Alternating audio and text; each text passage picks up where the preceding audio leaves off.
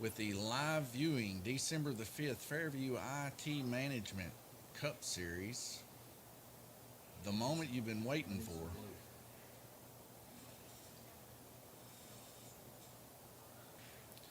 The battle between Gabriel Kirtley and Jay Latham.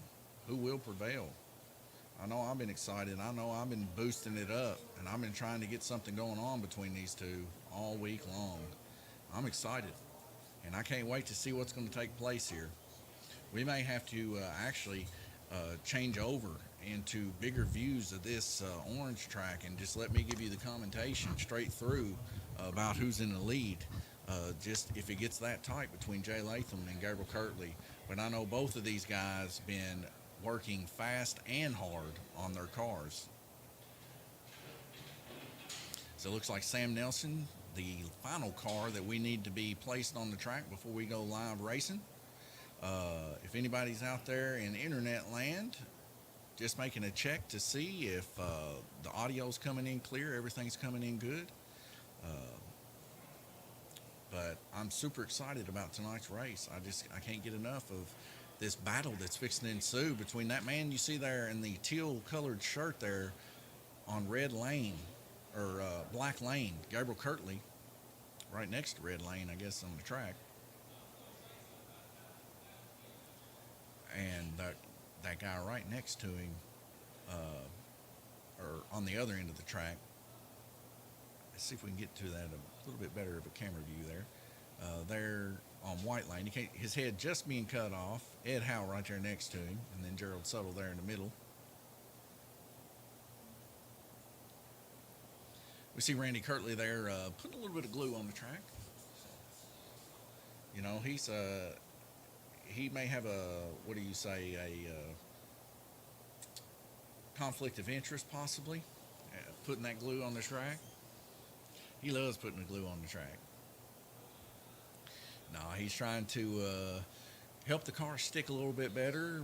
I thought it would be good enough, but we did run a GRC, dual GRC just a while ago. So, yeah, I guess so. Those tires tend to soak up quite a bit more than these. As we want the most cleanest race, and I know Randy really wants to give these guys the best opportunity to turn as many laps as possible. I'm sure he's kind of somewhat biting at the bit to get back in at least one race, so he wants these guys to be quick. All these guys are just looking for an excuse to make an excuse to why they're losing against him. We'll see what happens, though. There's my wife behind me. Say hello to her. Thank you for that love. I guess, what would you call that, emoji, I'm guessing? Gabe put that stuff up there. I know he's in tune with that. It looks like we got like, love, anger, surprise, happy, thumbs up, but I appreciate it all. Uh, make sure everybody's good. We're going to go racing. Is everybody good? Thank you for that note.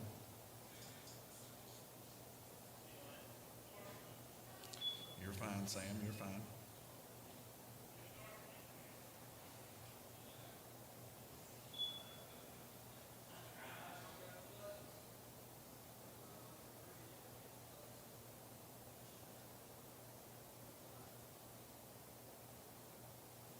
All right, if everybody's ready, march your lights.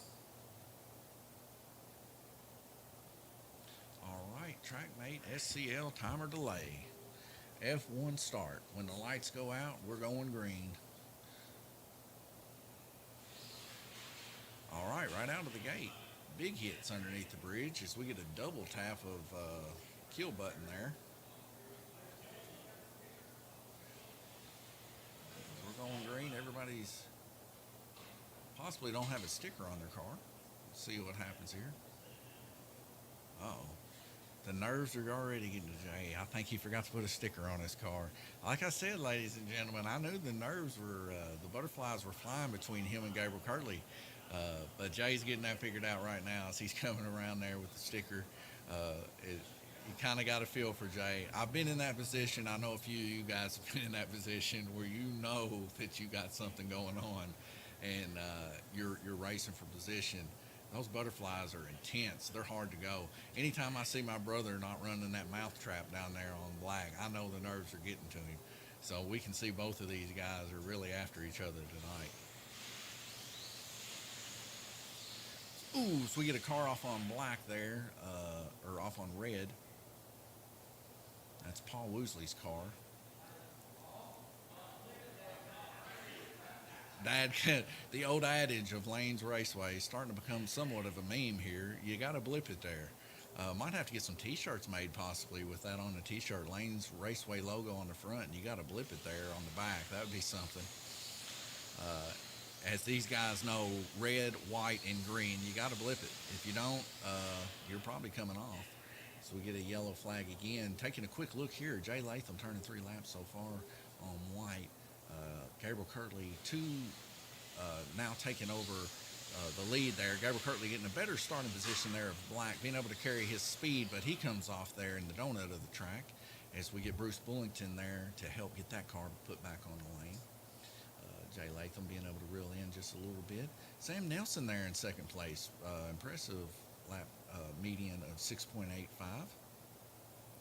Sam been working on his car. Come in here, got a few parts.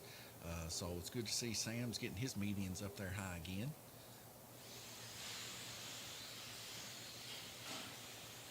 Gabriel Kirtley getting kicked down to second place. Sam Nelson taking the lead there on blue lane. Consistently speaking, running well as we see Paul Woosley's car there coming off again, possibly because of a non-blip situation. We'll see if he can straighten that blip out or if he's going to keep running her home. Randy Kirtley right there in the right position at the right time to get him back on. Ed Howe there with the boogie body on green. Randy Kirtley straightening that rear end up for him as we go back green racing. There on yellow, that's Tom Payton. Been working on his car all day as he's ran a few practice laps there on yellow. Glenn Burden there on purple, veteran. Never missed a race so far here in the Fairview IT Cup race as we get 2 cars off on the backstretch. Sam Nelson hurried quickly to reach out there and get his car put back on blue as we see Ed Howe there getting Tom Payton's car back on yellow.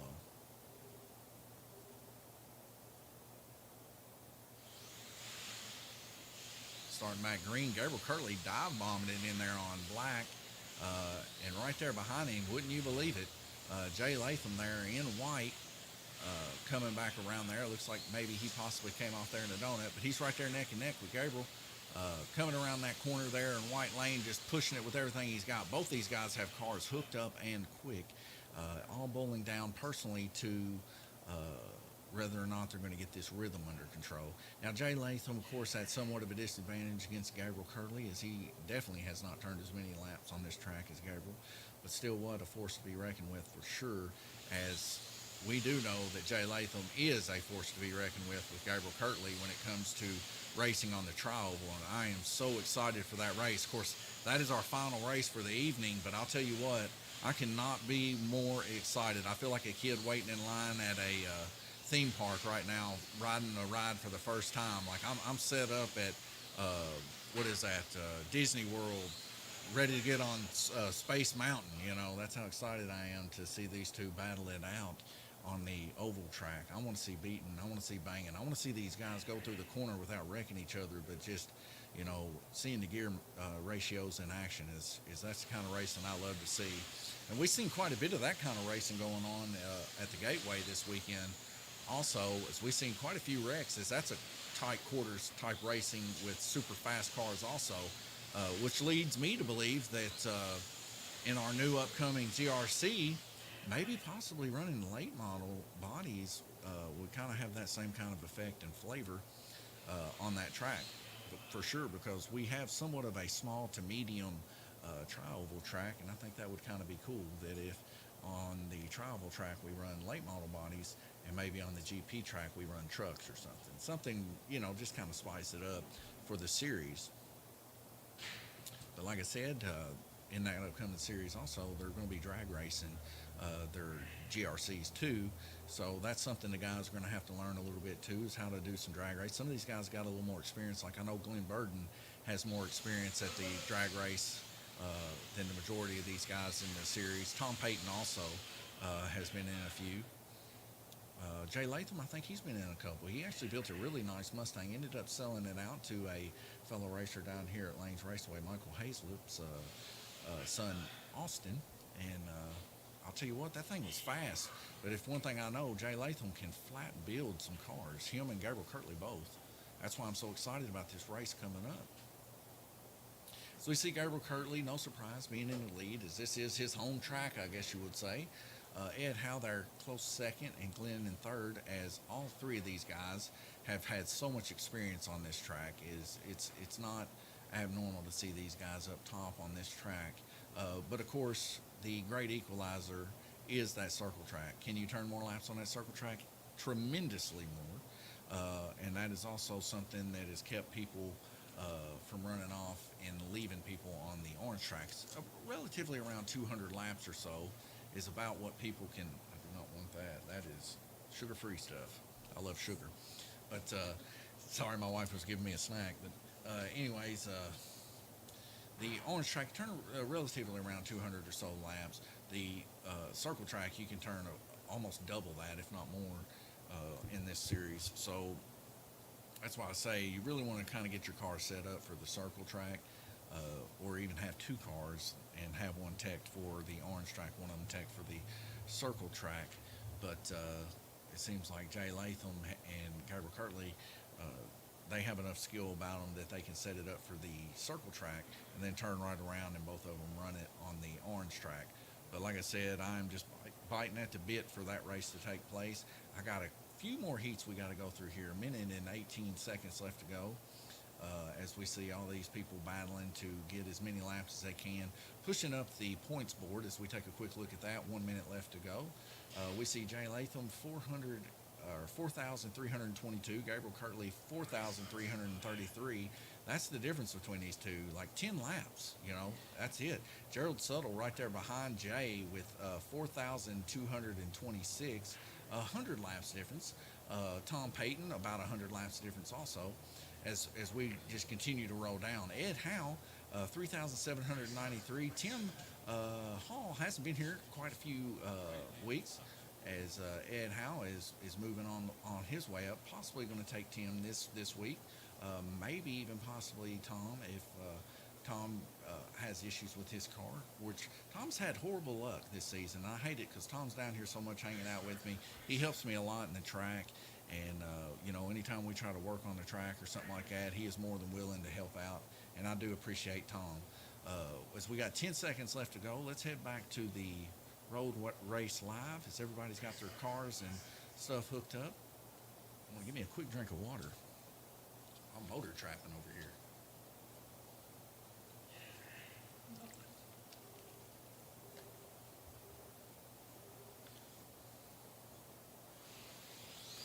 All right, we're heading back green. A big cluster of them there in the back stretches. Gabriel Kirtley there on yellow whips it through there, making impressive time around the donut, being able to escape out of several of those wrecks. Jay Latham currently on red lane, the toughest lane in my opinion. Randy Kirtley's favorite lane, actually. It's such a sharp turn to go under that bridge, and it's so nerve-wracking. Can you come into the bridge and out of the bridge super, super quick like it's black lane on the oval? Yeah, you can, but it's just to get that timing just right, it is so much different than every other single lane, and I can attest to that. Now, I use a DR Ruddick controller, and I can tell you it helps, but red lane is just a hard lane. As we keep a look here at Jay Latham there on red lane, just trying to take a quick look here to see if he's blipping. And it looks like he's just running a consistently nice run through there, not necessarily blipping, but not going full speed either. I know I heard him earlier today talking about how he wanted to add spacer up under his guide flags. I heard him come off while we were running the GRC race, so possibly still a little bit timid about that. But this is good running lap speed here for Red for sure, as he is very competitive with Gabriel, and I know he doesn't want to give that up. As we see Gabriel Kirtley trying to bridge the gap between him and Red, getting a great coast to do that also there on yellow as he comes around the high banked corner, somewhat reeling Jay in as he had to stop there on the backstretch. But Jay fending off the pack there, staying ahead of the pack there on Red, not being able to get very good coast there. I think maybe he possibly came off under the bridge. Kind of hurts a little bit on Red, but he's still turning decent laps here. 14 currently totaled right now. 37 laps altogether is what he's got. But like I said, he is on the rougher side of things currently. So we're getting several yellow flags taking place here. One thing's for sure, every time Sam's here in the building, he gets people cracked up. What a joyful spirit to be around for sure.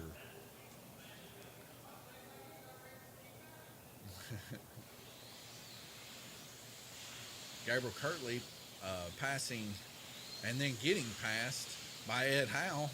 What a beautiful exchange we seen there. Gabriel Kirtley ended up getting out over Ed through the S turns there.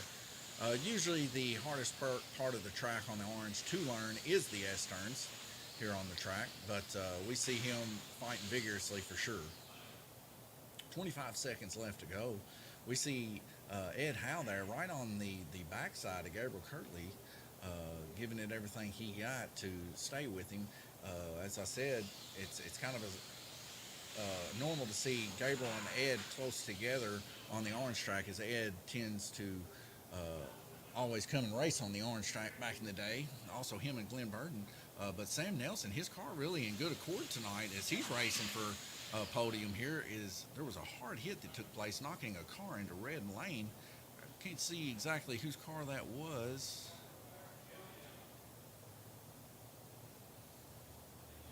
Let's see who that is. That's Gerald Suttle's car, the Truex car, taking a hard hit there. Randy Kirtley sizing up the red car Jay Latham there so that it can get a good takeoff. Don't count Jay out of this race just yet. He is running the rough lanes right now. This early on, trying to get the groove and everything else. I can't remember if Jay has changed his gear ratio this week either, but I know he always tries new things. His car had really good working affair last week when it comes to the circle track, but really going to be hard to beat the veterans of this track, Gabriel Kirtley, Ed Howe, Glenn Burton. I mean, these guys have been on it quite a bit. I know Jay Latham has experience, but limited to Glenn and Ed's experience for sure, as he's still trying to learn the rhythms. And I'll tell you what, you can always get faster on this orange track. That's the crazy thing about it. That little S section that's back there and the donut, it's funny how that if you got everything set up right, you can carry a whole lot more speed. So we go to the track mate here just after 2 heats. We see Gabriel Kirtley there with an average of 30.5, within 5 laps to Jay. Of course, this is our great rivalry this week. Of course, Gabriel shining his colors on the track that he likes the most. Jay fixing to shine his when it comes to the circle track within 3 laps last week. What a race it was. Can't wait to see more like it. Ed Howe showing impressive movement into the upper ranges here as his second heat rolls around with 28 average laps. Sam Nelson also coming out of nowhere there to round up our podium. As we go to the oval cam to watch these guys do some things, I'm going to take a small break, a little water break they say, and I'll be right back with you.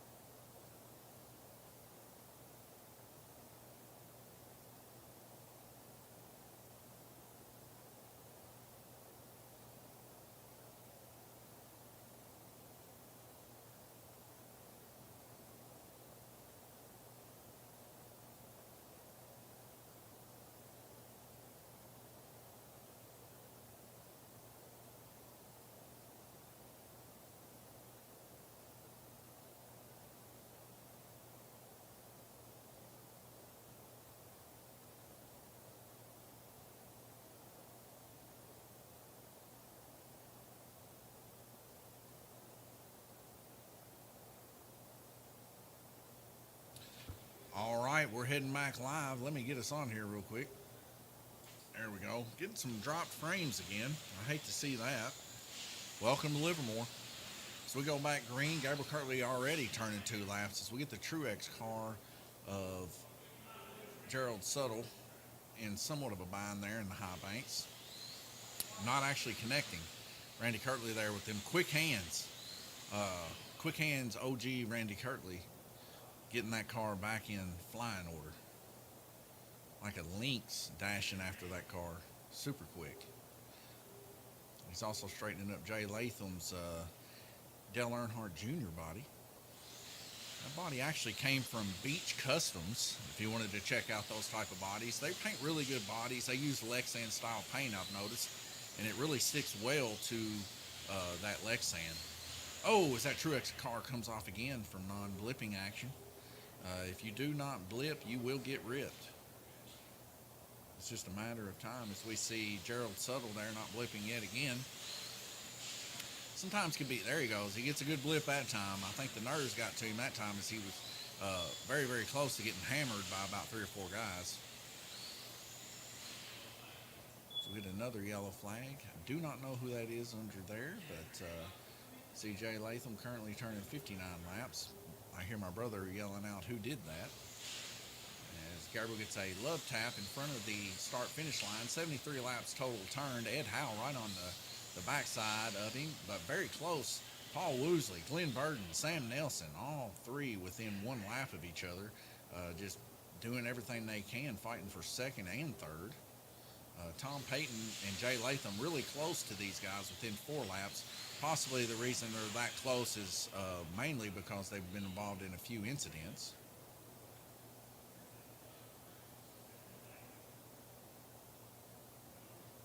Got a fellow drag racer here with me tonight. I like to call him Big Worm. Big Worm, would you like to say something to your fans out there? I know you've been drag racing hard. Didn't you get the light last night at the drag race? Yep. What was that light number you got at that drag race? What was the number? 0077, I believe? Yeah. Yeah. Big Worm, I'm over here sign languaging like you guys can't see me. But no, nonetheless, he got a 0077 beat out mark last night with a 0079. I was like, since we've been doing drag races here, I haven't seen such good reaction times. Known Worm my whole life. Good family friend, good guy. Comes down here, races hard. One of the few drag racers that I know of that clean their tires, clean their braid, oil their bushings, make sure it's good and flat and true, make sure the braid's pressed down. He can actually run his car, which is supposed to be a bar car, which means it has wheelie bars in the back to keep it down. He runs it without bars, and this thing is one of the most consistent drag racing cars I've seen. Like I said last night, he got the light 0077 reaction time. And plus, I think he made it to the semifinals, if I'm not mistaken, too. Did you go out in 4th place last night?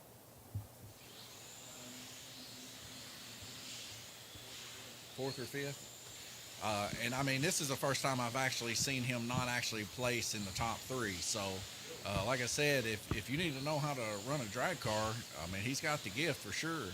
And his boy Lane also really quick on the trigger, getting the light the other night, didn't you, Lane? You got the light. So it runs in the family, and I know that to be a testament of truth there for sure. It's me, my brother Gabriel Kirtley, which is in the lead right now this race, and Randy Kirtley. We always love racing, always been in it, involved in it one way or the other. Glenn Burden there's car just a little bit crooked out there on yellow. As he goes back around, Ed Howe fighting with everything he's got to try to catch Gabriel. Not doing too bad there on Purple Lane with a 4.17 as we end this round robin heat. Heading to the track mate, we do a little bit of comparison here. Like I said, look at this, between 2 laps, actually a lap, 2 laps between Ed Howe and Gabriel Kirtley, but actually less than a lap between Paul Woosley, Ed Howe, Glenn Burden, and even Sam Nelson.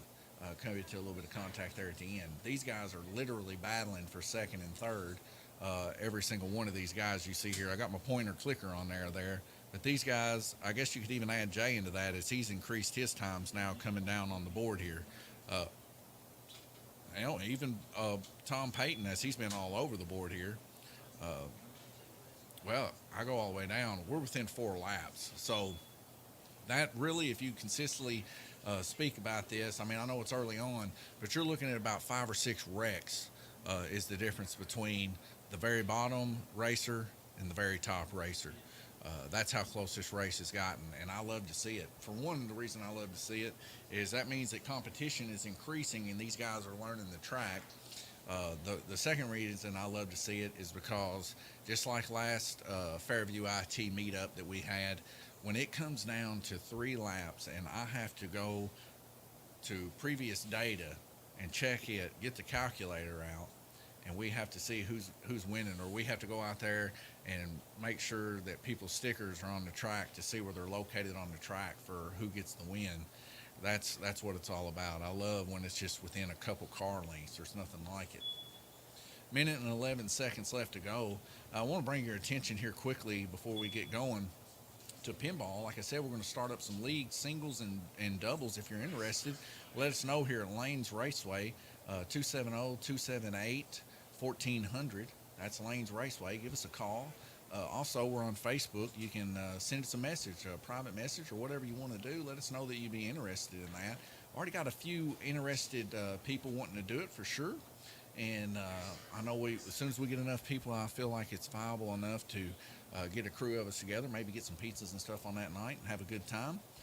We're sure going to do that. And like I said, in the couples, you play pinball regular, but then there's also another couples thing that they used to do back in the day. My mom and dad showed it to me. Is one couple gets on the right flipper and the other couple gets on the left flipper, and you got to try to get your best score that you can. 12 seconds left to go. We head back to the live stream here as everybody's got their cars hooked up, ready to go. Seems like every time I look up, I see Sam there in the center of everybody. My wife going out there to track marshal and help the guys out. Bruce Bullington here again, helping track marshal. We appreciate Bruce as he just came off of a victory, holding off Randy Kirtley. Glad to see that Bruce Bullington representing for the Ford community. And he got that win in a Ford Mustang. Randy Kirtley just couldn't hang with him in the old Ford Taurus or Ford Fusion. I can't remember what he said he had, Ford Taurus or a Ford Fusion. Ed Howland running impressively here on the orange track tonight.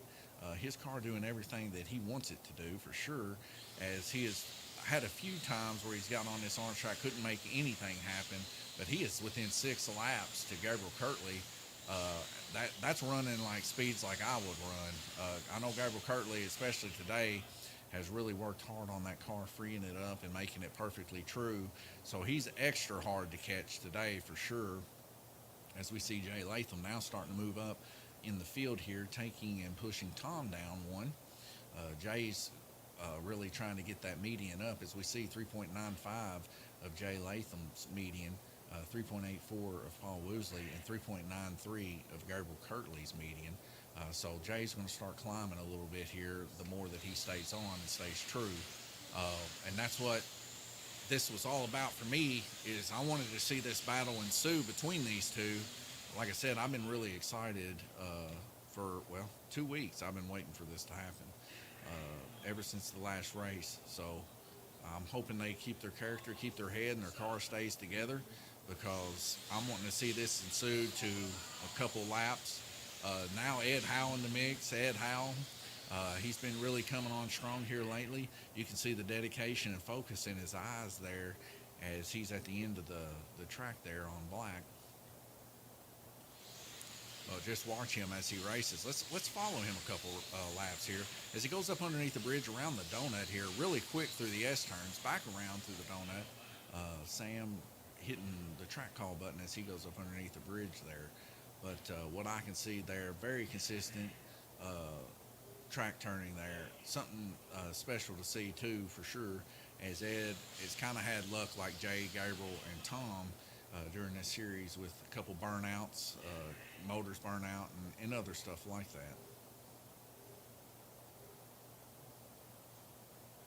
I remember the first car that Ed Howe had, it was a Russ Wheeler Hardy's car body.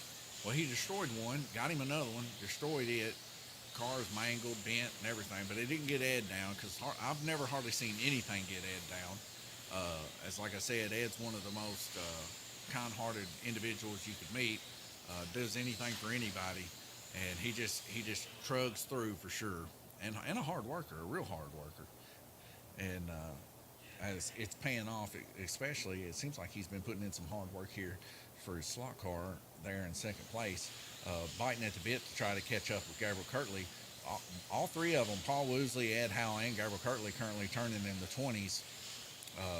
Median times Ed Howell down a little bit as there's been several wrecks to ensue as we see Sam hitting the track call button and the wife getting Sam Nelson put back on there real quick.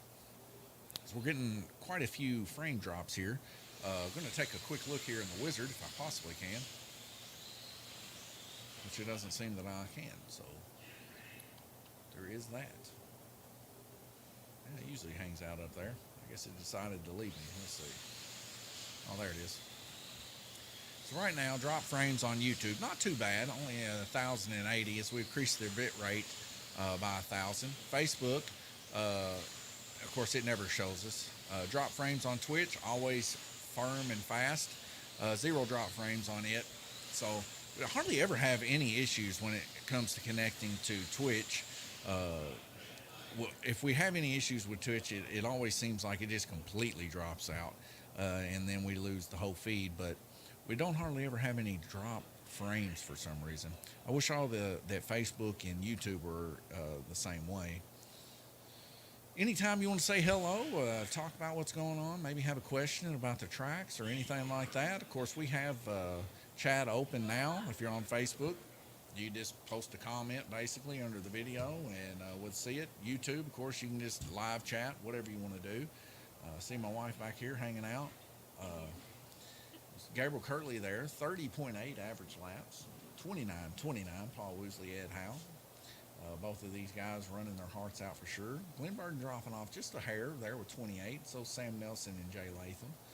Jay Latham actually on the climb after this last one with 26.8. Sam Nelson and Glenn Burton dropping down about an average of a lap there, as we see from the pack of Ed Howe and Paul Woosley. But still yet within striking distance for sure. Tom Payton and Gerald Suttle right there neck and neck fighting for the end there. Doing whatever they can here on the orange track to be successful. So we head over to the oval cam, see how these guys are working on it.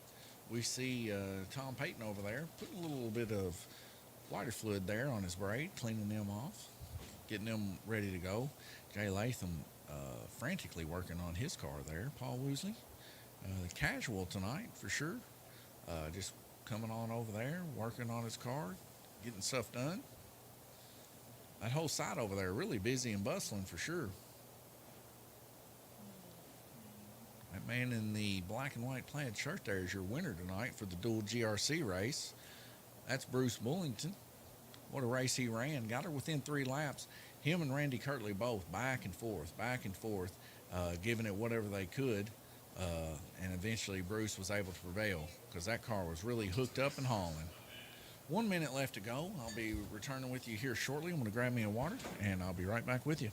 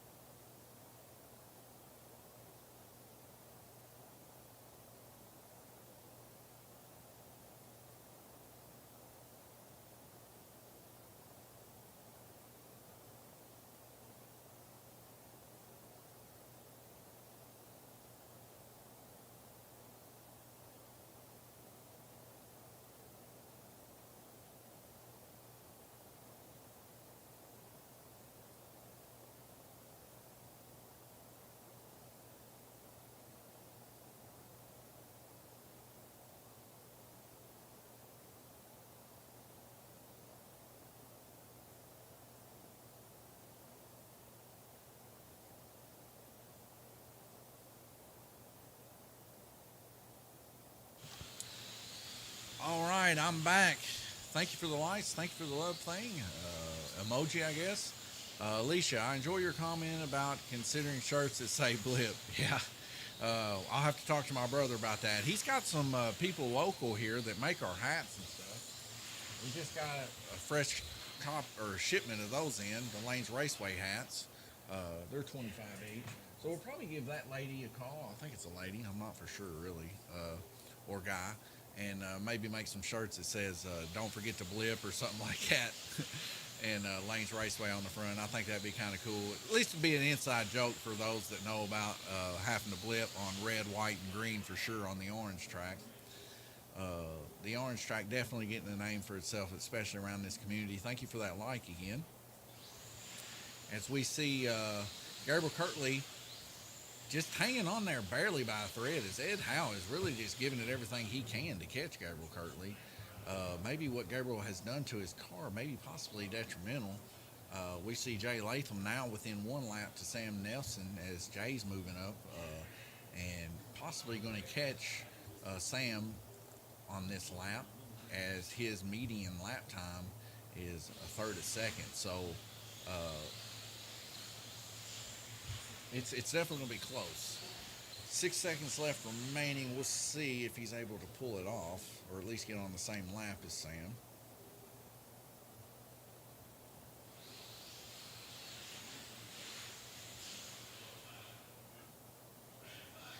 As we got a red flag, but we still have 1 second left to go here for sure.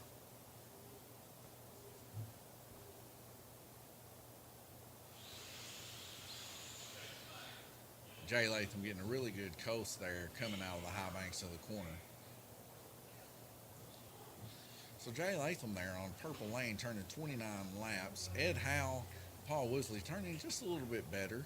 Gabriel Kirtley yet to have ran on that, but just from experience seeing how he ran on black, be relatively close to 29, 30 laps. Everybody running about the same there.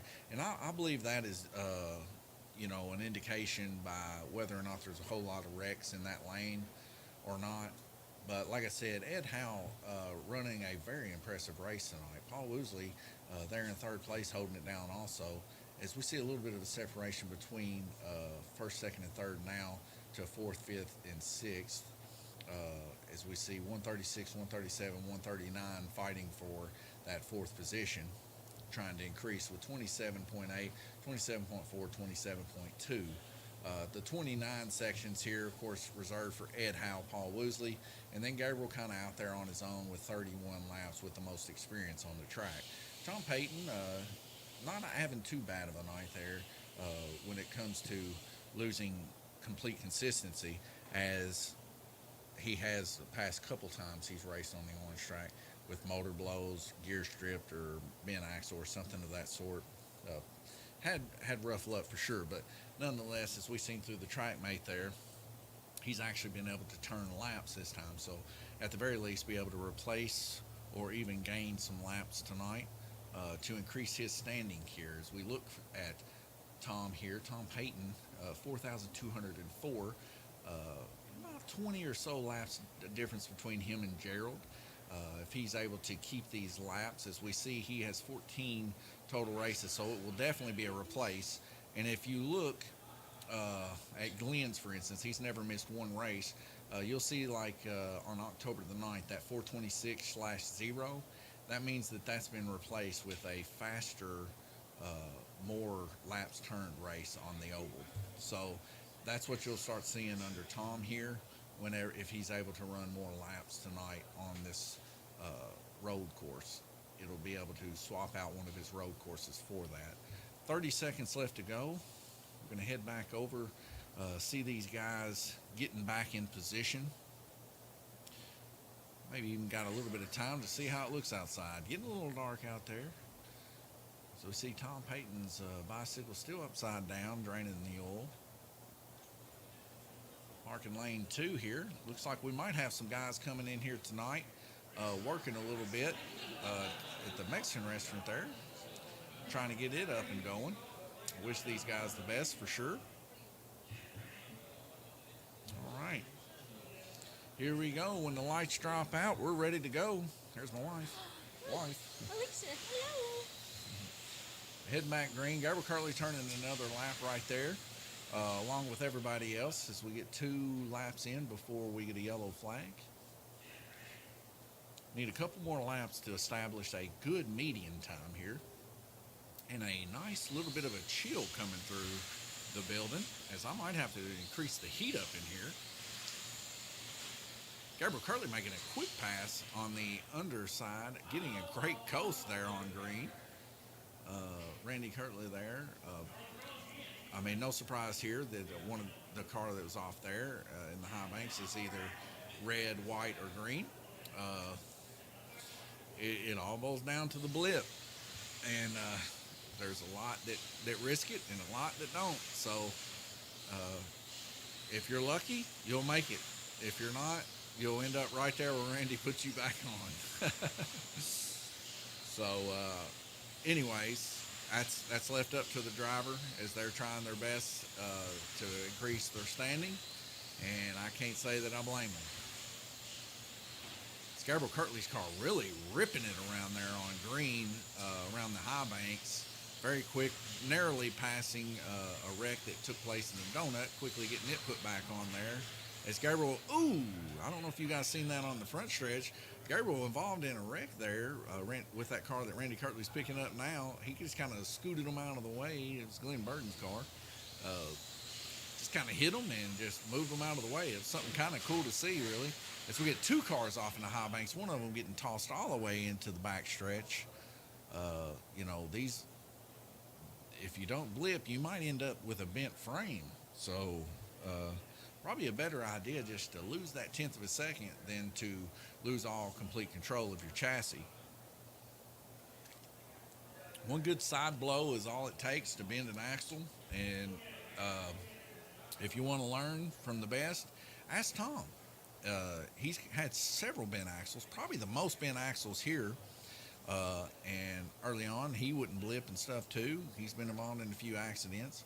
But one thing I know about Tom, he has learned his lesson, and he does blip on that now. So if you keep pushing the subject, I guess you'll say, you get what you deserve. Bent axles, busted up chassis, rattling going down the back stretch. But if it was so easy that all you had to do was hold the trigger down, it wouldn't be much fun. So just blip that controller a little bit, make it over there. The blipping section right there in front of Jay Latham, there at the end of the track. So we see what seems to be Glenn Burton's car again, possibly on red. Yep. Victim yet again of a blipping condition. But yes, right there where Jay Latham is in the blue and white hat, you see the little dip section there. You need to dip and blip. If you don't, you will come off and you will go around the high banks or you will hit it solid. Randy Curtley's searching for a car under the bridge. A couple weeks ago, he got his car lodged in the bottom side of that bridge. Kind of spectacular. Last weekend in a 4-inch race between him and Glenn Burton dive bombed his car off of the bridge and hit Randy on the bottom side of the bridge, knocking him off. That was something to see. Glenn Burton can do some spectacular things on this orange track like that. I was track marshalling one day. He actually hit the pole that the TV stands on right there before the entrance of the bridge and ricocheted his car off, and it hit me in the noggin. So, something to see. See Gabriel Curtley taking there on the inside. The green, he's really got a smooth roll here on the green. Nice, impressive 3.7 second median time.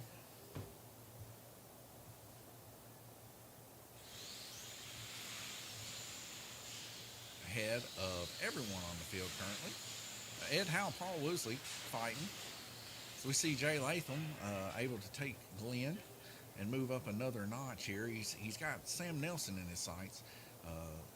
Jay just trying to make that climb, that ever so climb, as Jay had to start off on some of his harsher lanes at the beginning, like red and white and stuff like that. We see another lane rotation here, moving us into the 7th lane rotation. Moving Jay up into yellow lane where he can actually start getting some speed here. Most likely we'll see Jay, as we look at the track mate here, we'll probably see Jay rest somewhere around 3rd or 4th here. as we progress here. Jay currently with 27.3 average lap time here, already giving it over to him from Sam, as there's an exchange that took place for some reason. 31.2 laps of Gabriel Kirtley average. Going to be hard to catch that this late in the game with two lane rotations left. Ed, of course, moving to red and white. Those are the harder of the two lanes. Paul Woosley going to have a hard time catching that too. Is that's two average laps per heat. He would have to almost run 60 laps each one of these heats to be able to catch Gabriel. It's going to be tough to do. So we'll see how that turns out. But Gabriel consistently turning 30 laps, except in black, he turned to 29. We got a few moments here. Like I said, we'll watch these guys here in the pits, prepare their cars, and see how they go. And I'll take a quick break and be back with you.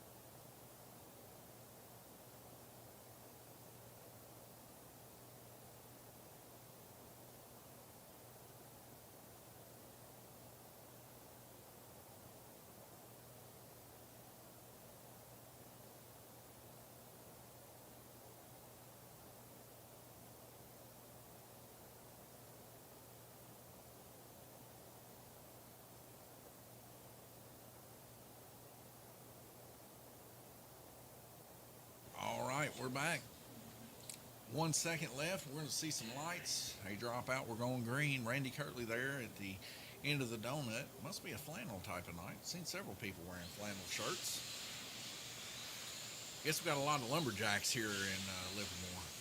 It's Gabriel Kirtley there going up underneath there on blue, 189. Total median lap time of 3.66. Ed Howe, 4.01 on white. Not too bad for white, actually. 182 laps. Keeping him within 10 laps, that is very, very good, as these are going to be high lap turns for these individuals. Paul Woosley, also right there in the mix too. Paul Woosley always up in the mix when it comes to the orange. We see Jay Latham there. Blackout on my screen there for some reason. Hopefully that didn't affect anything. Might have to go back to the screen and check it. But right now what I'm seeing is, consistently speaking, what you would normally see laps turned for this racetrack. 230 or so laps, usually, right around there in that area. Minute and 22 seconds left to go. Like I said, Jay Latham there, very impressive though, making that leap all the way from the bottom all the way to the top. Very impressive. As he's in fourth place, trying to reel in that, well, right at 10 laps to Paul Woosley. He might be able to do it, because we get a car come off and a hard collision between Sam Nelson and Gerald Suttle.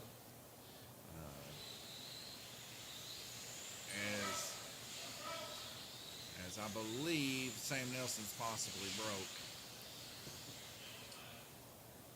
These are the reasons why we put these kill switches on the track, is if you do come off, you can kill the track and not cause incidents like this to take place.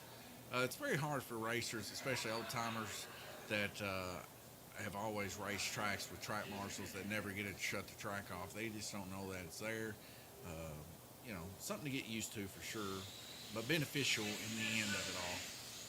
And I guess Randy got Sam's kick started back up like a two-stroke motorbike, because he's back on the run there on red lane. But just shows you the detriment of not blipping on red lane, as it has affected almost everyone tonight. Very few have escaped red lane going full speed.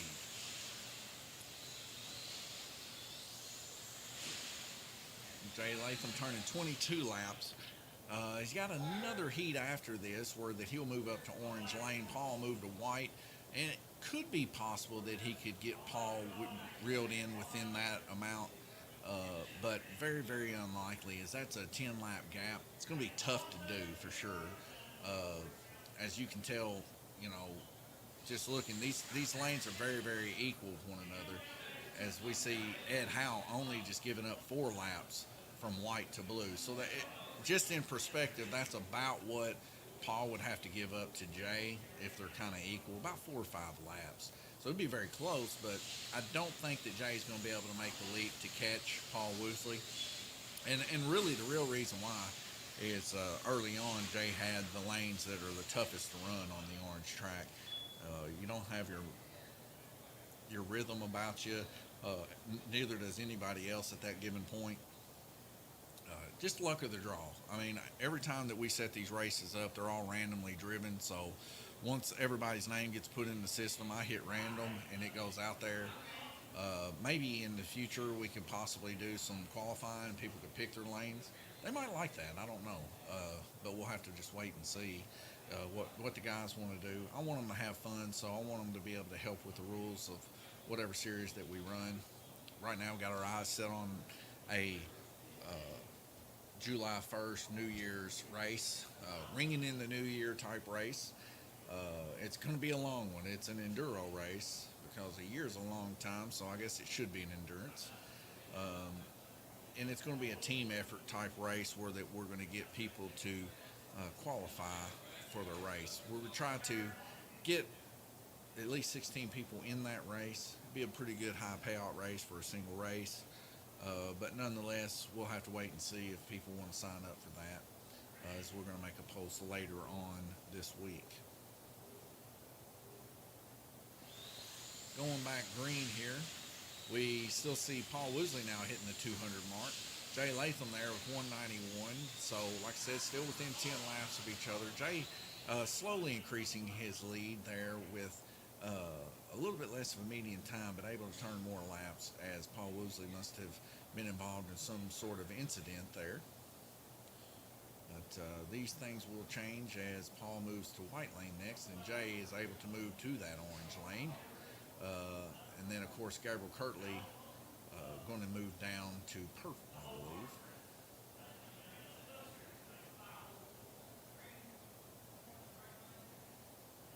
Sam Nelson starting out strong this race, involved in a few wrecks. Red lane very much hurting his chances here. But early on, Sam was right up there, top 3, running consecutive times. Just a little too much push, I don't know, but you know, I was really rooting there for Sam as he was up top. These other guys, they really do put in a lot of time as we move into the next lane rotation, ending 10 laps difference between Jay Latham and Paul Woosley.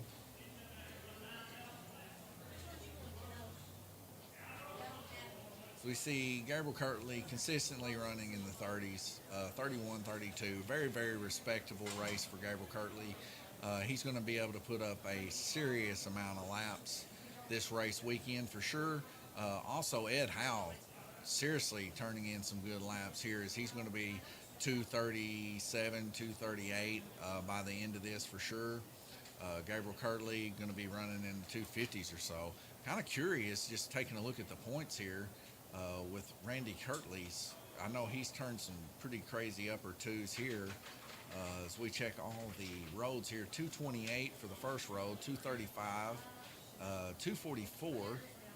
That'll be close to what Gabriel was able to run, maybe a little more than that. 247.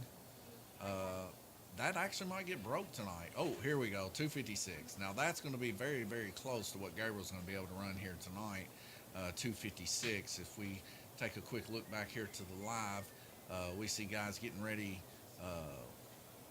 getting their cars set back up. We see Sam already getting his car hooked up for the final heat here. Heading to the oval cam, though, we see Tom Payton in the pits with Paul Woosley working on their cars. Jay Latham also. Jay trying to reel in that last position to take a podium here for sure. Ed Howe holding second all race long. Gabriel Kirtley holding first. Just nerves of steel. These guys holding it down for sure. 1 minute and 12 seconds left to go. We'll take a small break. Be right back with you.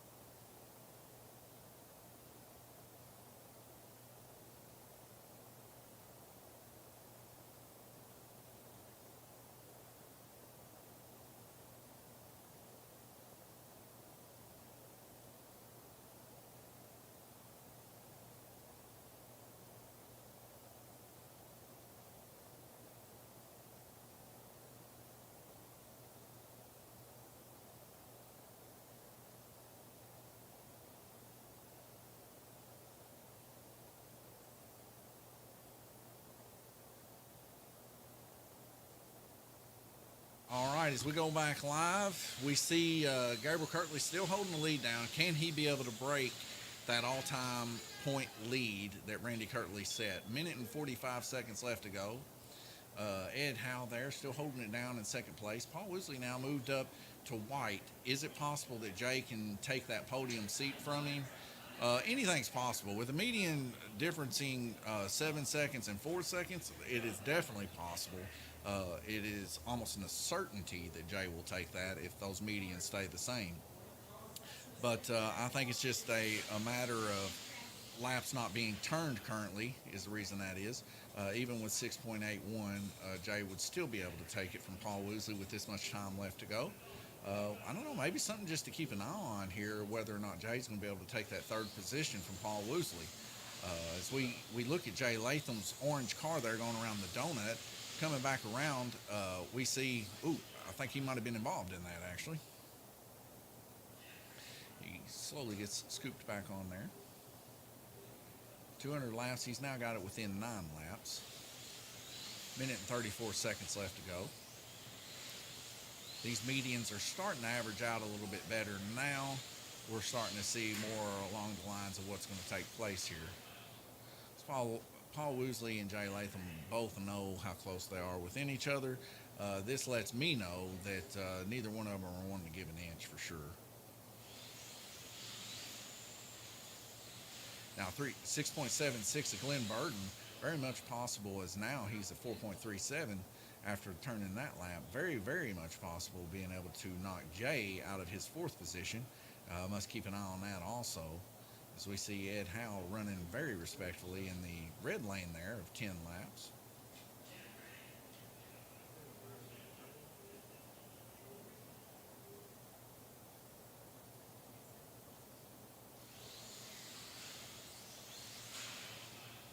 Yellow flag, a minute and 13 seconds left to go.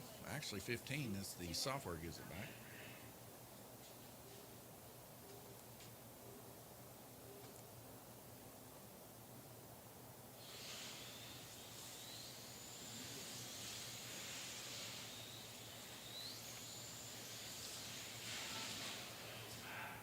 As we get a car hit so hard there in the high banks, his body comes off. These bodies are pinned in, so that's a real hard hit. Probably victim of not blipping on red, white, and green would be my speculation.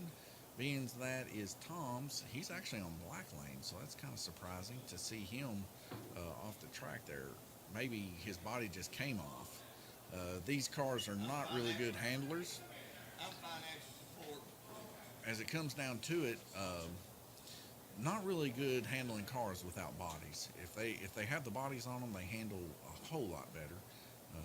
Just to put in perspective for you, if the body's not on the car going around that high banks, it will come out, as the same thing that happened to Tom. But if they do have the body, they will go around there, as you can tell, because that adds that downforce down to the chassis.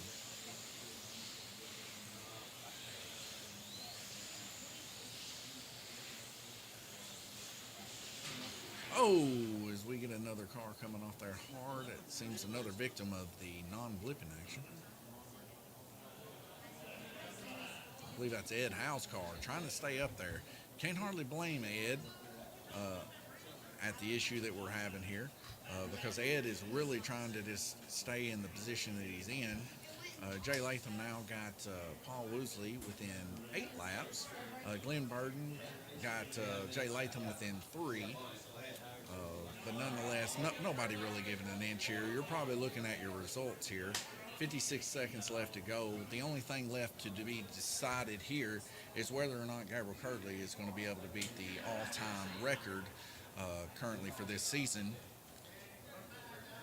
in the point section from Randy Kirtley of 256 laps that was done on November the 6th. Heading back to the race, we see these cars flipping and flamming all the way through there, through the S turns, giving it everything they got. And if Gabriel was going to beat this, as we get another car off there of Ed, a victim yet again of the non-blipping, staying in the lane but just no hook. Maybe some braid issue possibly too. But we've had several off in that same spot tonight. Almost Randy Kirtley could probably put him up a mailbox there to help these people. Correcting Gerald Suttle's car and Gabriel Kirtley. Gabriel Kirtley making a dash, mad dash. He really wants to break this record. Gabriel Kirtley coming off there in the final corner towards the back stretch there. Hurrying up and getting him put back on purple lane. As he rounds about the donut, and he's making impressive time, 3.97 median. He's in the 3 seconds, ladies and gentlemen. Everybody else, whether it's nerves, tiredness, who knows, their median's suffering just a smidge. 23 seconds left to go. As it looking right at 4 seconds a lap, I don't think he's going to be able to beat Randy Kirtley's all-time. Should be able to get 3 more laps, rounding up about 250. Very, very respectable, though, for 250 laps for Gabriel Kirtley. If all things go well, very, very good.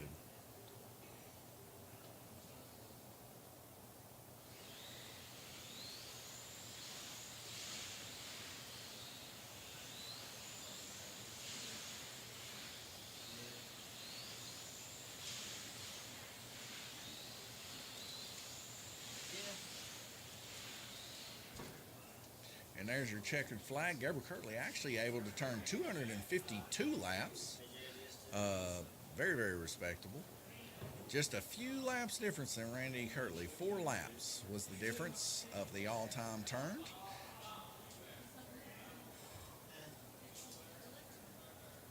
We head to the track mate here and we see our final averages here. Paul Woosley and Ed Howe within .1 of each other average. Jay Latham there, 27.9. Wasn't able to close the gap there of that 10 laps. Like I said, I knew it was going to be hard as each one of these guys really giving it everything they got. But we're going to take a small intermission here. You can watch these guys as I set up the oval track for these guys, as that's where we're moving to next. And keep an eye on Jay Latham. Like I said, this is where he shines. He really gives it everything he's got to try to get Gabriel Kirtley. And we'll be right back with you.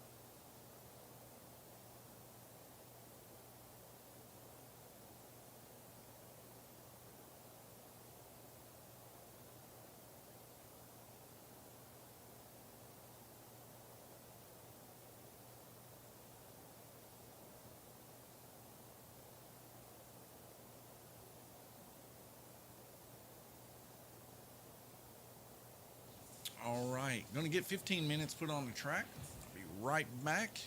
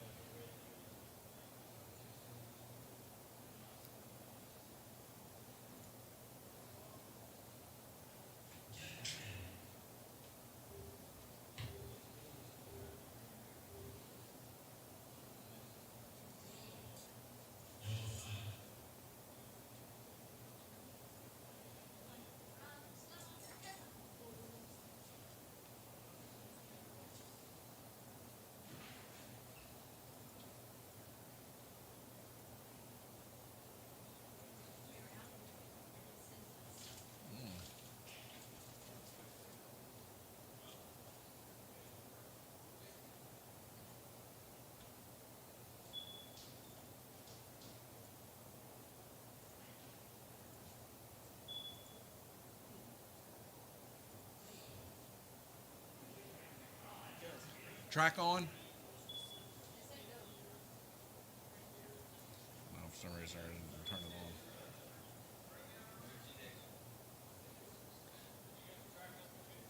Yep, 15 minutes.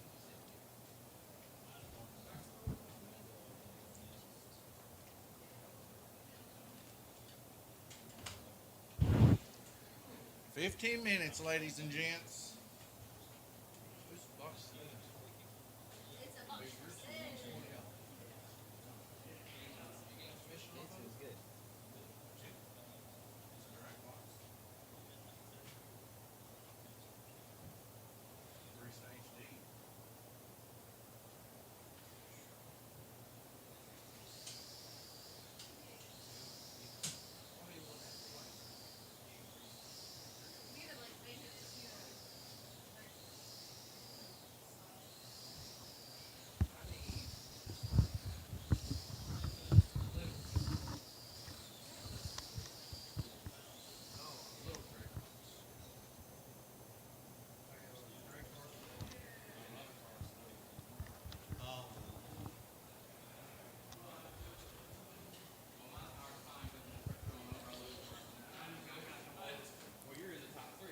Gabriel Kirtley. So I got something I got to ask you. I know you've suffered a defeat from Jay Latham on this track last week. Do you think that you got your car in order this week to be able to conquer Jay? I don't know. We'll see. Is that all you got to say after all this preparation from today? Yeah. Pretty much. All right. Well, I got to talk to Jay. I know Jay. Look at him. He's already ready to test this car. Jay, I got to know, man. Are we going to see another race like we seen last week between you and Gabriel Kirtley? Man, I hope it's that close, but anything can happen on this track. Well, Jay, I got to know, man. Are you going to put it to him again like you did last week? I'm going to give it my best. All right. Well, I'm hoping to see it. I see a man back here getting ready to work, it looks like. Oh, there he is, Bo McPherson. He's also in the Fairview IT Cup race. I know he wishes he could be on this, don't you, Bo? Oh, yeah, I really do. I gotta go to work. Gotta make money. He's got to make money so he can come here and spend it at Lanes Raceway. Look at this beautiful Estes car that Jay left us here. I'm going to put that in the display case. He brought that in for us here at Lanes Raceway. Bruce, you still feeling great about that victory you got? Yeah, I feel pretty good. And I guess I'll go home, tear it down, start over. Look like somebody's going to catch up with me. So, Well, I don't know. You had Dad by 3 laps or 4 laps, didn't you? well, at one time, then I come off and it went gone. It was gone. There's nothing left. So I was just had to drive her in deeper. That's all you got to do. All right. Sounds like guys hitting the brake out here. Yep, that 1.47 definitely hitting the breakout. Gonna have to change that. We got her set on GRC time. So give me a moment with that. Be right with you.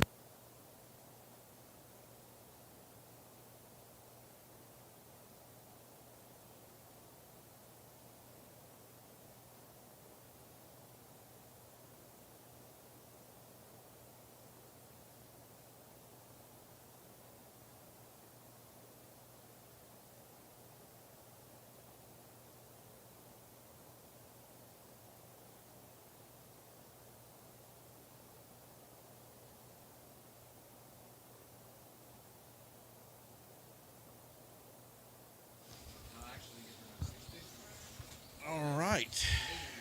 There you see it. There's Jay Latham's car right there, ladies and gentlemen. Listen how smooth that thing is.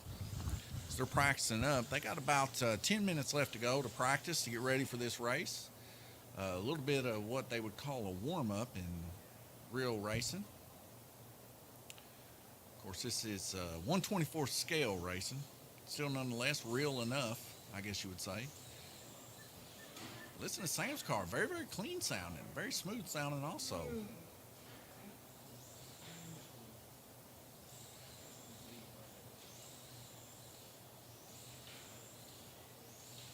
Glad to see that it's counting laps. Always excited to see that. That means Randy Kirtley's work has done well. Gabriel Kirtley putting his car on there. Let's see if he can beat that 1.468. Put there by Jay Latham. Looks like he's got a little bit of work cut out for him. T, did you check all the cars? Okay.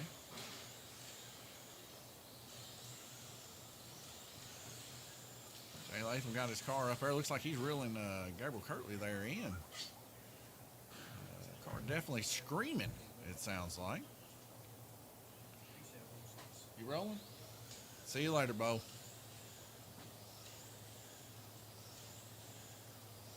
Look at that, 1.4 seconds on blue.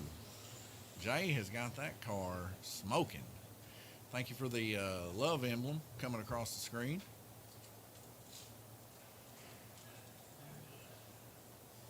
Tommy T, you gonna practice any? Nah. Too good for school, ain't you? I know my car's in pieces. See, even Tom knows he has horrible luck on the circle track. He says he knows his car will be in pieces if he practices. The circle track with these cars, you get this many people rolling, it is very, very brutal. Just a recap, though, from our previous race there on the road course, Gabriel Kirtley turning 252 laps. We'll take a quick look here at the point standings here so you can compare. Gabriel Kirtley turning 252, Jay Latham turning 223, Glenn Burden turning 222, Tom Payton turning 213, Paul Woosley turning 233, Ed Howe turning 234, Gerald Suttle turning 204, Sam Nelson turning 213. So that's our first race results for this race weekend of December the 4th, Fairview IT Cup Series. You can take a few moments here if you wanted to do the math and see if you're able to increase your standing. It looks like Gabriel and Jay are both kind of gridlocked there with one another, as Gabriel was able to turn quite a few more laps than Jay that previous run, about 30 or so laps right at it, 29 to be exact. So not what Jay wanted to see, but the way Jay's car is moving out there right now, if you're keeping up with the standings between Jay and Gabriel, the way that his car is moving out there right now, Jay's going to be running very, very fast.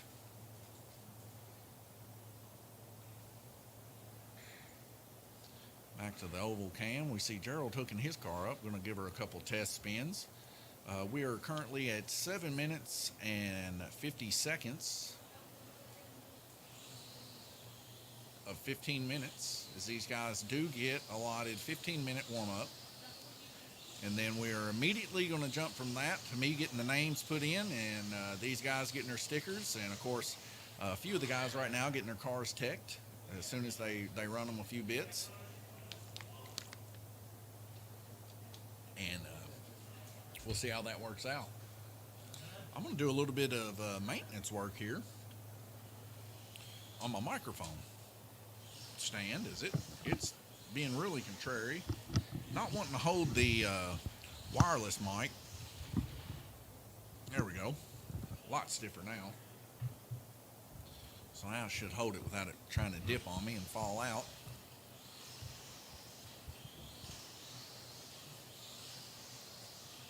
So we see Sam's car there on orange, running quite smooth. Gerald Suttle's car there on black, the Truex car. Let's see if we can get in a little bit better view here so you can see their times they're turning.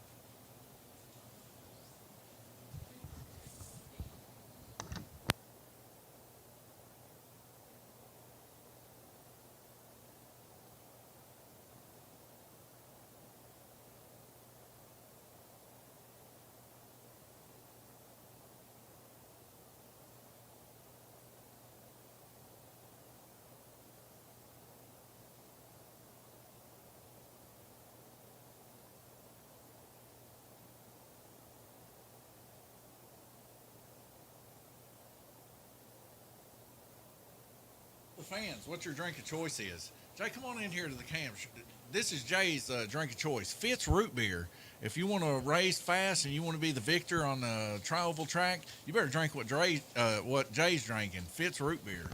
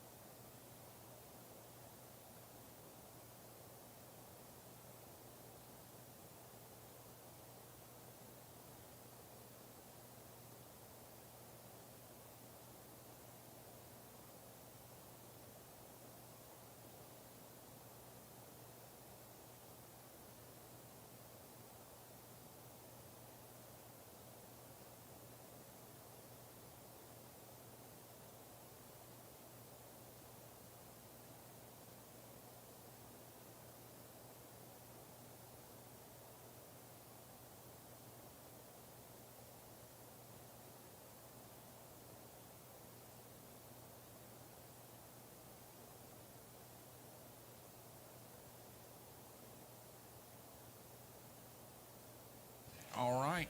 It looks like everybody's done doing a little bit of practice action. So I'm going to get their names inputted in on the system.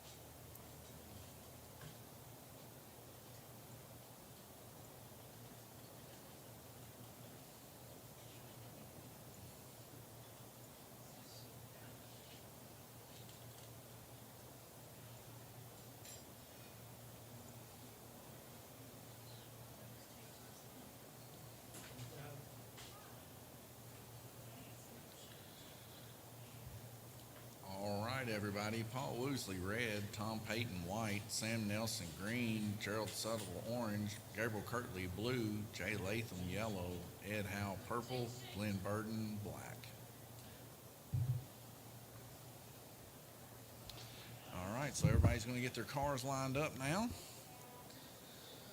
And it's the moment I've been waiting for. You need Ed still?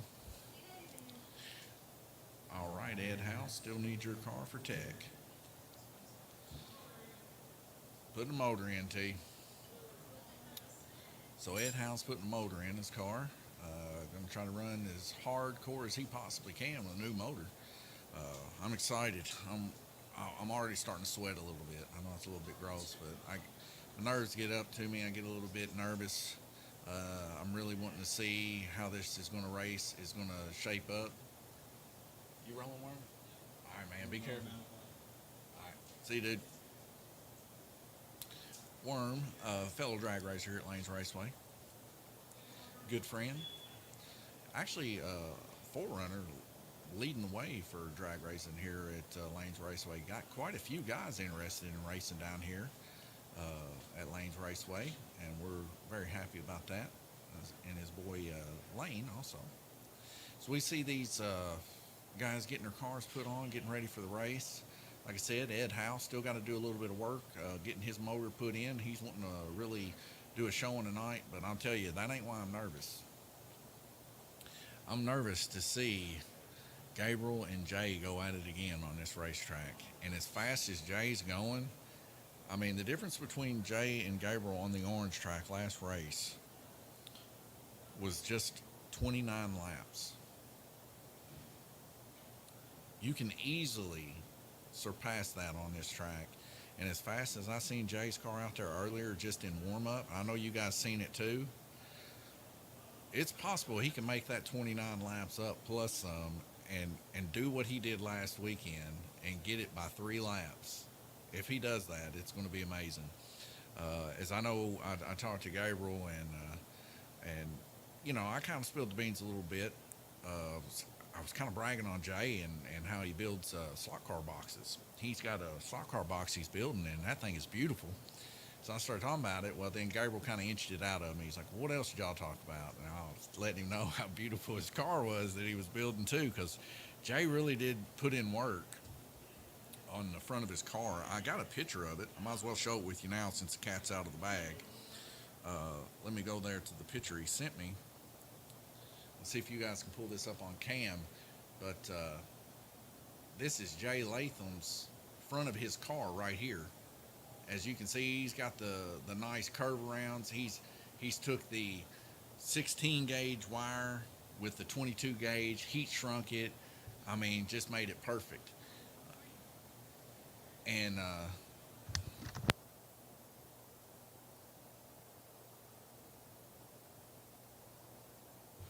but he took that and made that perfect loop so that it always returns to the center.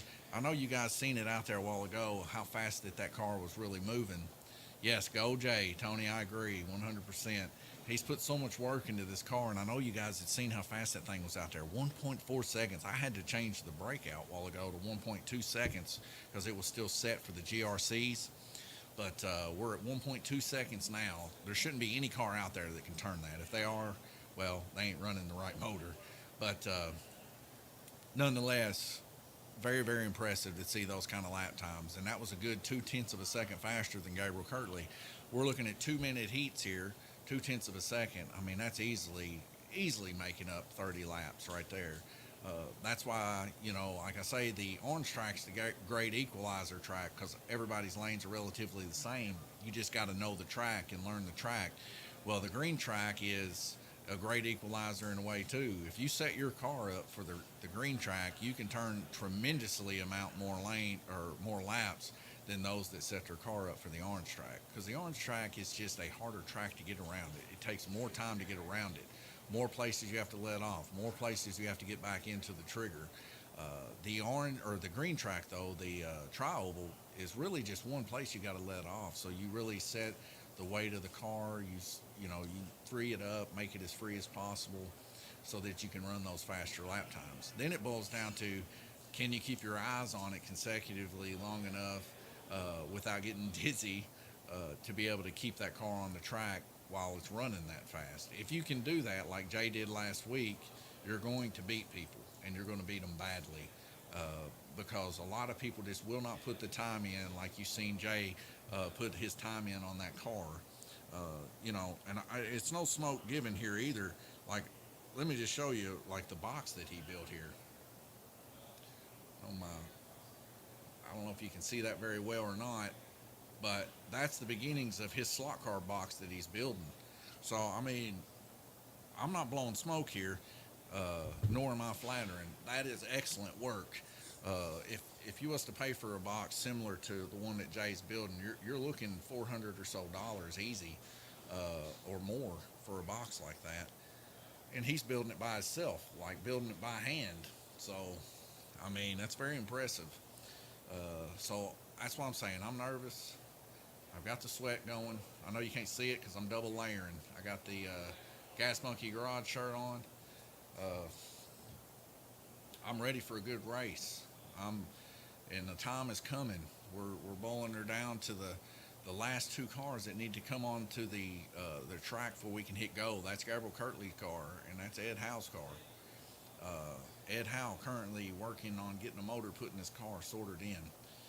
But it doesn't change the sweat that's in my hand. It doesn't change how nervous I am for this race to see how close it's going to be. A David versus Goliath type scenario here, as Jay Latham with the least amount of experience, but when it comes to building cars, building premium cars above that of which I usually see Gabriel build. Gabriel building great cars ever since I've ever known him. He can build a car that'll beat Randy Kirtley consistently speaking. So to see somebody build what I consider a better car than Gabriel Kirtley, that's saying something. Like I said, Jay Latham is building those cars. And not to mention, if Gabriel Kirtley was in GRC, I can hands down tell you that Bruce Bullington is also building those cars. Bruce Bullington beating Randy Kirtley, of course, today, putting a lot of effort and a lot of time into that car, beating him, I think, by 3 or 4 laps. I don't know if I have that wrote down, but very impressed to see where these guys have come from, to come from, like, not racing slot cars to beating guys that's been racing slot cars for 30 years. I love to see it. It goes to show you that the type of passion people have sometimes is different than others. Some guys have a passion for building cars, engineering mostly, and then other guys have a passion just for racing, like loving the feel of racing. I would negate and put my brother into that category, I guess. Go back on what I would say and say that, the majority of my brother's feelings comes down to he loves the feel of racing. But the other part, I mean, I know he likes building his race car, but not as much as he likes racing it. I could say for a fact, just from what I've been seeing from Jay, he loves building, and so does Bruce. And builders they are. I would love to buy a few of their cars, actually, to sell here at Lanes Raceway. But I'm sure they don't want to build such a nice car for other people to run. Couldn't say that I'd blame them because, everybody's here to try to get that win. Everybody's here to try to do their best. And these guys are definitely making this a professional class for sure, as we see Jay Latham really stepping his game up here towards the last end of this race, really wanting to get 500 lap segment for sure.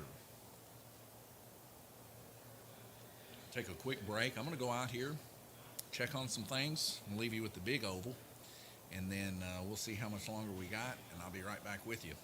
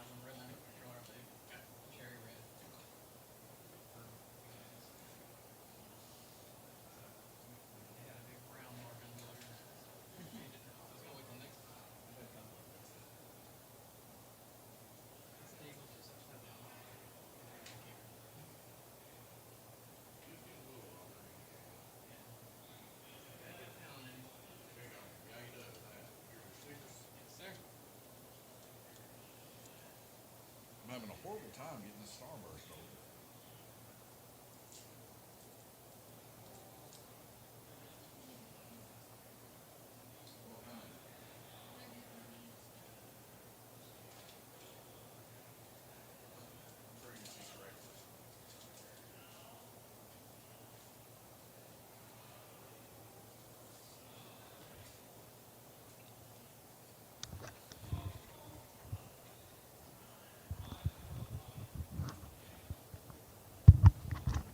All right.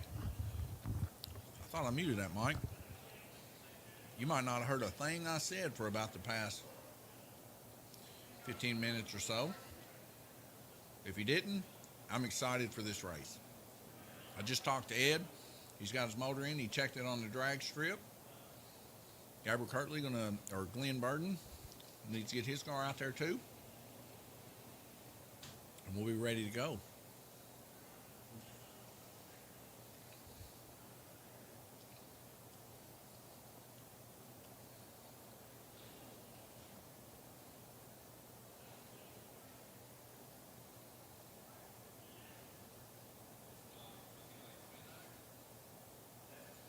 Gabriel Kirtley making a comment. Tom loves bending axles.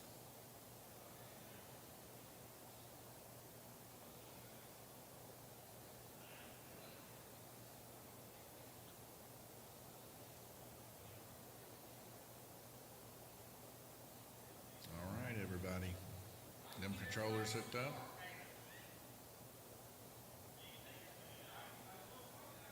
I see everybody with their controller hooked up. We're fixing to go racing. Watch for your lights. Jay says boogity, boogity, boogity, and that's how I feel right now. I am so ready for this race. As out of the gate, I know I'm going to be watching him closely. Jay there on yellow, right out of the gate, super fast, as he's already turned 2 laps. Paul Woosley there close behind him. Jay Latham turning a magnificent 1.74 median. Like I said, ladies and gentlemen, that car is hauling the mail. Gabriel Kirtley right there behind him, trying to reel it in there on blue, and he's starting to reel him in a little bit there, we see.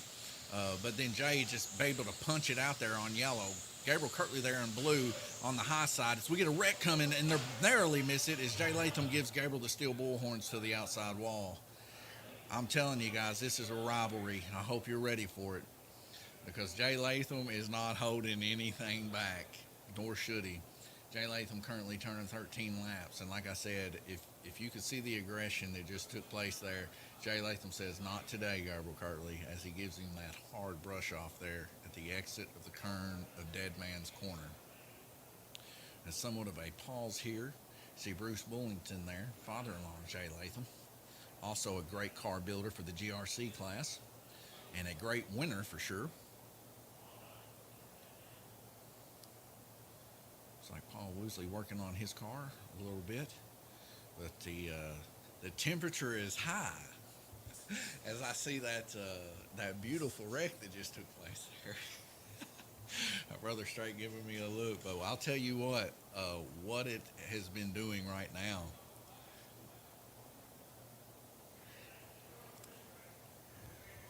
Jay, Amanda's saying, go, babe, go.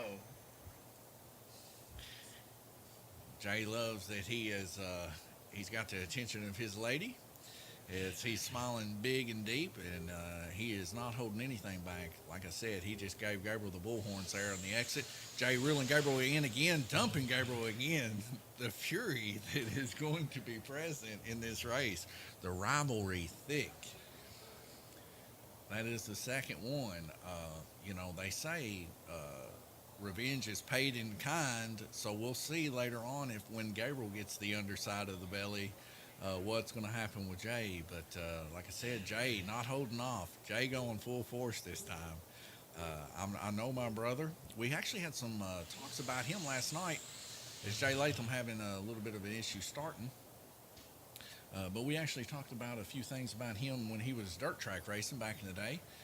Gabriel was a full send kind of fella. Like I said, he's more leaning towards the feelings category when it comes to racing.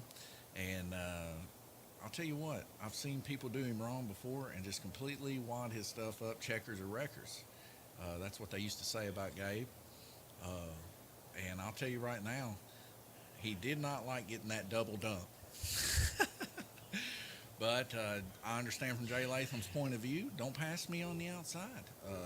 If I'm coming, you best let off. Jay Latham definitely has the fastest car currently speaking as he reels Gabriel back in there on blue. You see the yellow and blue car, Gabriel Kirtley on blue, as Jay Latham is got a little bit of a love tap from the inside there on purple from Ed Howe.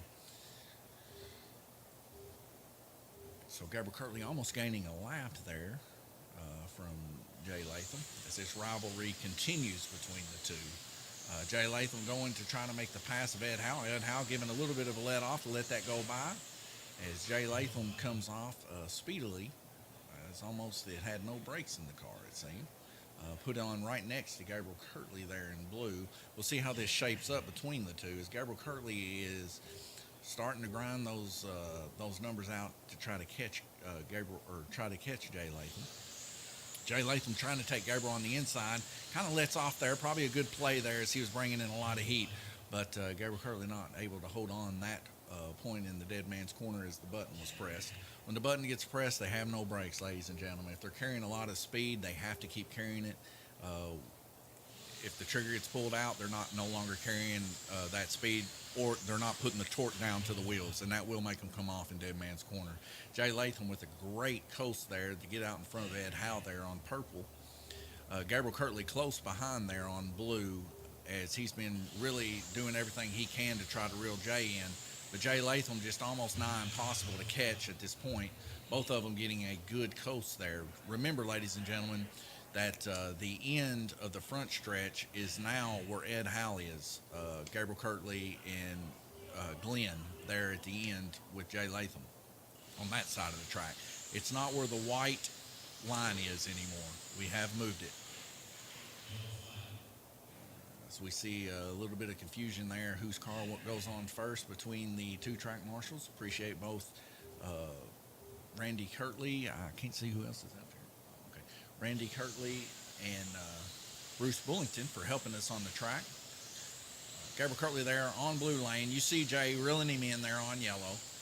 Neck and neck with each other. Jay actually a little bit faster because he's got the lap advantage. Got 2 or 3 cars off here as we get a multiple button press here. Can they get the cars on before it's in time? And they can.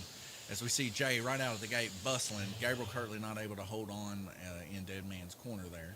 Having a little bit of front end issues, possibly a little bit of pop out issues. But Gabriel Kirtley being able to reel in Glenn Burden within 1 lap for second place. Jay Latham there on yellow, he's going to have advantage here for sure. Will he take it and give the bullhorns? Gabriel letting off there in preparation for Jay to give him the bullhorns. In that situation, most likely would have caused Jay to come off. Some guys, they know that and preparate for that in the future, if preparate is a word. Nonetheless, if you know a guy's coming up on you hard on the inside to give you the bullhorns, you can let off and use the full weight of your car to cause them to come off at the very least with you. A lot of times they just come off and you're able to still continue on. It's like hitting a brick wall, essentially speaking. And it seems like after taking 2 hits from Jay Latham, Gabriel just assumed that was fixing to take place. As we get multiple cars off there, one of them, Jay, included also in that little bit of a wreck there. The other one, Paul Woosley there on red. Gabriel Kirtley also coming off at dead man's corner. Like I said, really struggling tonight, it seems. Gabriel Kirtley here on the exit of dead man's corner, at least on the orange lane, or on the blue lane. So we see Jay Latham there on yellow, and we get a lane rotation, polar opposites one another. Jay and Gabriel Kirtley. Gabriel Kirtley ending in the high banks. Jay Latham just exiting dead man's corner. Let's take a quick look at the track, Nate, and see what we got going on here. 73, 74, 75. At the end, out of nowhere here is Glenn Burden able to pull off that lead as Gabriel and Jay so consumed with one another that they tend to wreck each other, and Glenn is able to take advantage of that and pull that lead from these two. Glenn Burden finishing 75 laps on black lane, the fastest of our lanes here, also the shortest. Jay Latham, 74 laps on yellow, 73 laps on the higher lane of blue, Gabriel Kirtley. So everything in perfect order for these guys to have super fast cars. Very cool to see for sure. Ed Howe there was 70 with a fresh new motor, trying to break those brushes in. Paul Woosley was 65 on red. Respectable for sure to see 65 laps turned on red. Only seen Paul Woosley come off one. Minute and 43 seconds left to go. Going to move you guys over to the oval cam so you can see these guys work hard on their stuff. And I'm going to take a quick break and I'll be right back with you.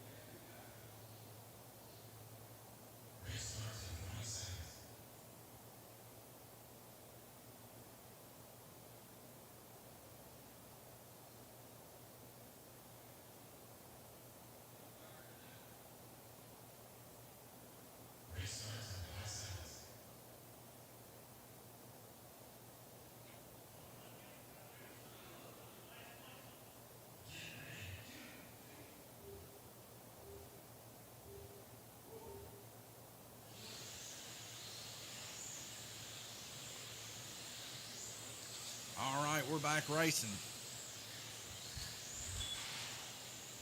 So we see a car come off and just barely collect Jay Latham there, that car did. The car of, it looks to be Tom.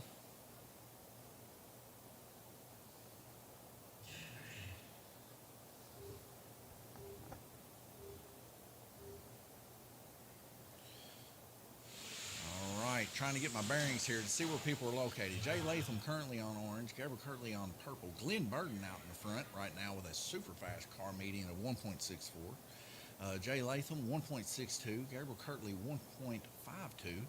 Gabriel Kirtley turning out some impressive times also with Ed Howe there, 1.61. As we see, they all get lined up right there. Gerald Suttle, Jay Latham, Gabriel Kirtley.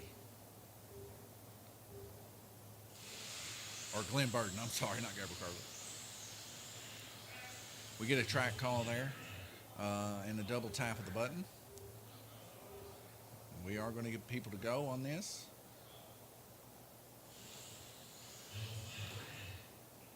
As we get another double press of the button here.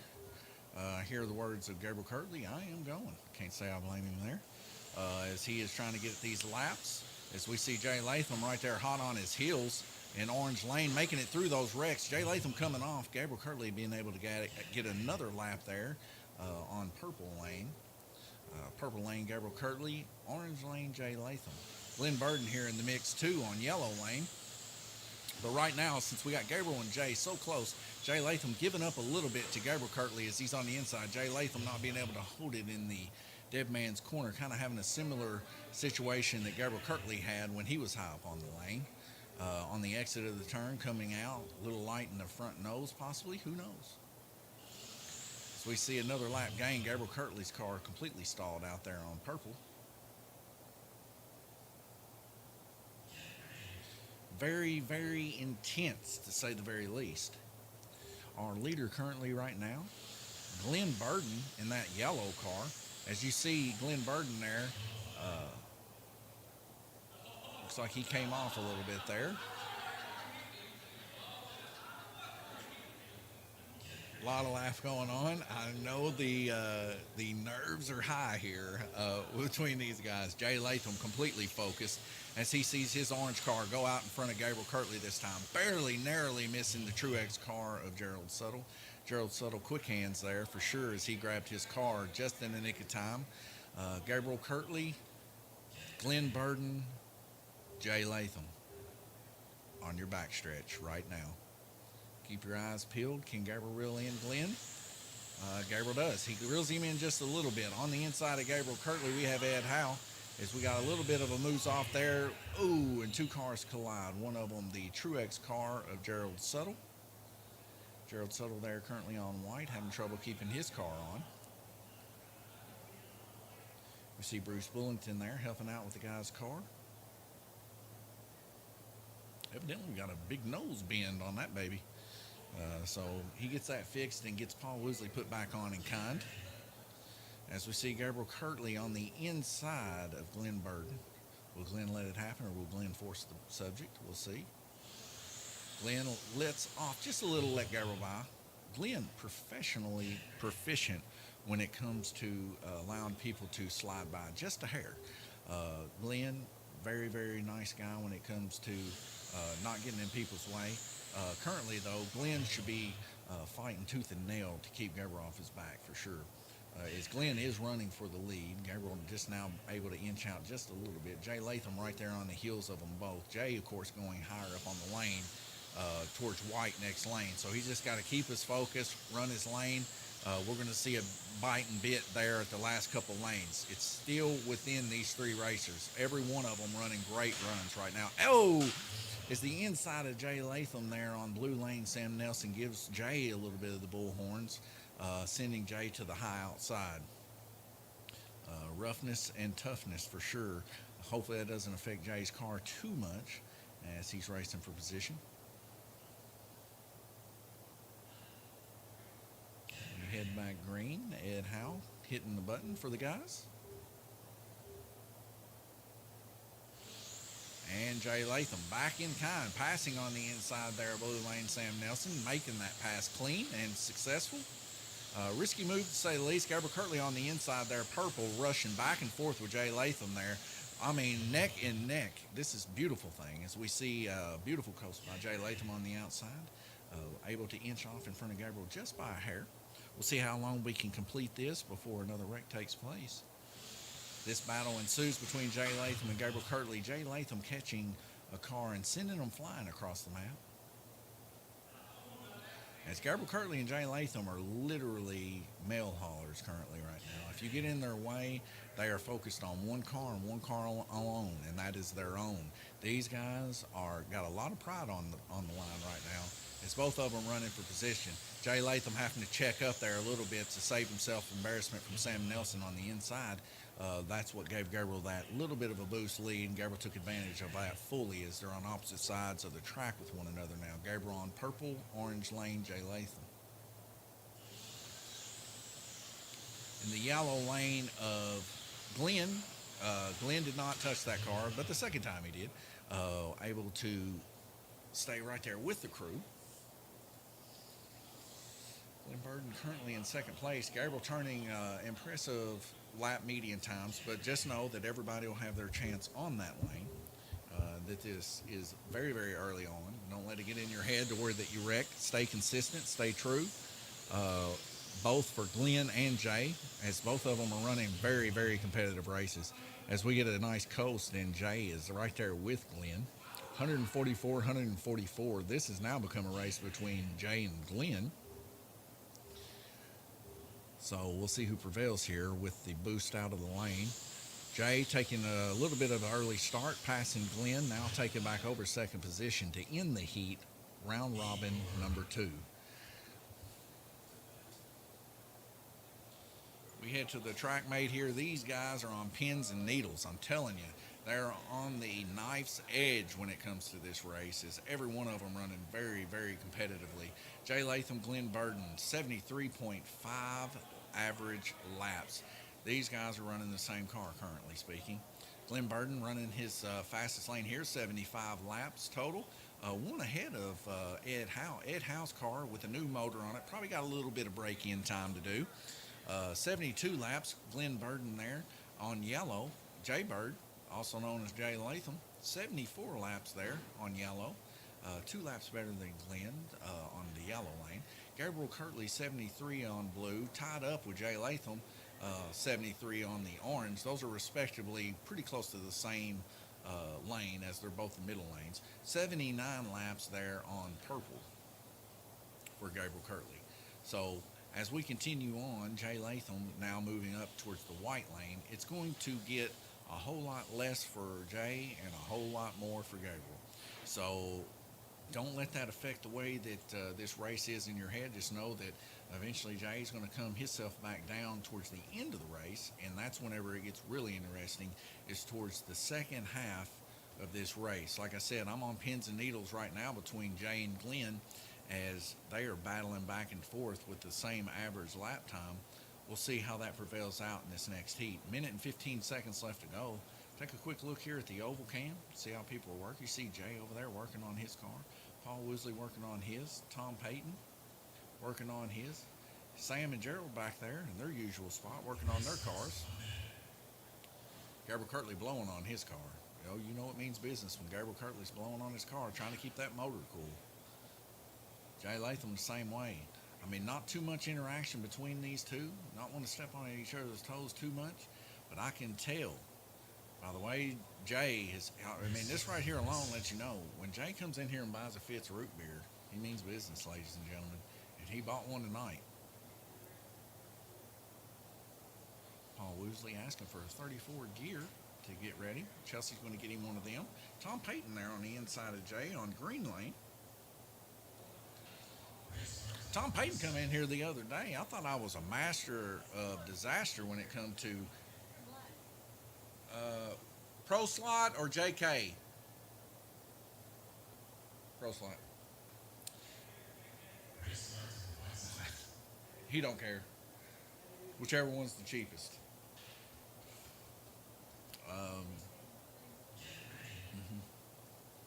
But yeah, old Tom Payton come in here the other day and he said, "Man, I'm the best at Need for Speed." And I said, "Well, I don't think you can beat me."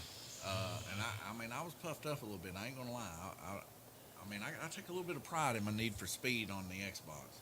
But I'll tell you what, boy, come up in here and beat me half to an inch of my life, and he's really, really good. Probably the best competition I've had so far in Need for Speed. We went back and forth for about 3 or 4 hours playing some Need for Speed at the end of the night after all the races were over, and I did prevail there towards the end, but I think he was just getting a little bit tired. I think we could have probably kept that on till the early morning hours, and we might have been the best in the world. Who knows? We head back to the Oval Race live stream here. We're getting yellow flags left and right here. Glenn Burden there, 155. Jay Latham, 155. Like I said, these guys are fighting each other tooth and nail. I think they actually have identical median lap times right now currently. Yeah, well, pretty close, within 200ths of a second. 1.82, 1.79. Gabriel Kirtley being collected up in that wreck there, our current leader of this race, being collected up a little bit in that. Paul Woosley. He ended up in the backside of Paul Woosley's car. But everybody's still running very, very good race here. What a race Glenn Burden and Jay Latham are having right now, neck and neck. So we see Jay Latham pushing a little bit of car action there at the end of Dead Man's Corner.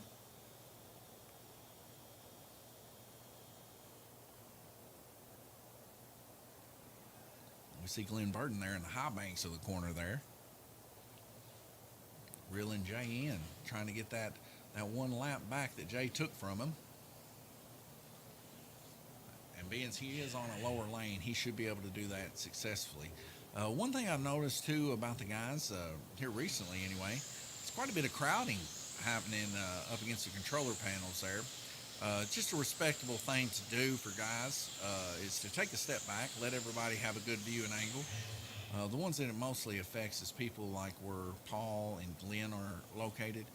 if there's a whole lot of crowd and they can't hardly see the ends of the track. So I always say 1 foot back is the best policy for sure. I mean, right now I'm not seeing a big issue with it, but yeah, just give people a little bit of space there for sure. We see Jay Latham there on white lane on that orange car moving to the outside. Ooh, he pulled a little too much speed there in on white lane. Giving up the second place to Glenn Burden on orange lane. Like I said, just got to kind of run your own race here and keep consistent as we get another car off. I believe that to be Tom Payton's car that just got yard sailed possibly. I would be wrong. That is Glenn Burden's car. So back and forth wrecks between Jay and Glenn, making the match back up yet again. So we see Ed Howe out of nowhere sneaking up there, taking second position. Ed Howe says, hey, I don't need my brushes to be broke in. He's moving up the ladder here. He's tired of staying back there. 1.63 median, too. Very impressive next to Gabriel Kirtley. That might be Paul Woosley's car that we're hearing there, that chirp sound, as he was asking earlier for a gear. As Gabriel Kirtley got an extreme coast there on black when the track got called out. So we get several cars here with the yellow flag. Almost sounds like a tucked body, possibly. Pardon my hair and my baldness going that way anyway. Starting to sweat a little bit. Between the computer pumping out major amounts of heat, we do have Paul Woosley's car now officially sounding like it's giving up the ghost here. In dire need. 47 seconds left in this heat. He needs that gear. And Chelsea there ready to go with that gear. It works out great here at Lanes Raceway. We have this little window right in front of us. You see there the American flag to the left. That window, they can yell right through there and get what they need. Chelsea will bring it out there to them. Also noticed as Gabriel Kirtley comes full speed. Even a breakout caused on Jay Latham's lane there. I'm talking a full come apart out here, ladies and gentlemen. As Jay gets a beautiful coast there. Gabriel Kirtley full speed into a car there. That car being Glenn Burden's car. And I do mean full speed. Gabriel Kirtley actually climbing under the orange track to receive a car. That car may possibly be his. Like I said, he hit him with such ferocity that I'm surprised there's even a car left there.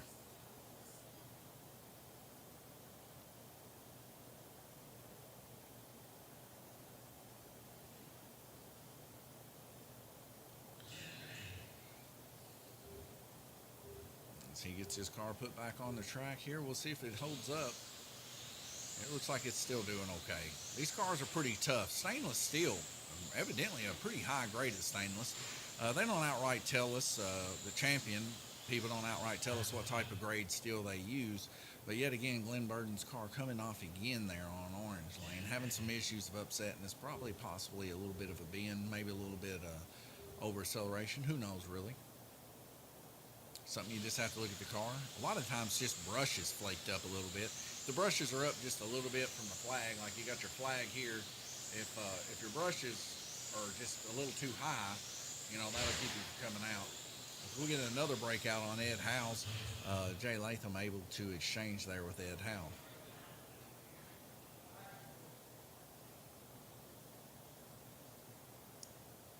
So I don't know what that is on the track there. Let's go for a little bit bigger view here. See if we can maybe see a little bit better. Everybody's looking at the track currently, possibly a lot of stuff missing inside of it. Bushings or something of that nature, maybe. We're going to head back going green racing. Sam Nelson's going to work on his car a little bit. We see Gabriel Kirtley there on black, Jay Latham on white. Jay Latham, how lucky can you get, really? As he hits that car there, I believe that is Glenn Burden's car yet again, full speed, and it didn't unseat him. And he also got a great coast. Almost got took out by Gabriel Kirtley down there off Black Lane. Jay Latham taking his place back in second place. Like I said, ladies and gentlemen, I knew this was going to be a battle. Glenn Burden's car, really something going on there. It needs to be looked at as his car keeps coming off. Jay Latham and Gabriel Kirtley, like I said, going to be a battle between these two. Gabriel Kirtley currently running his lower lanes now.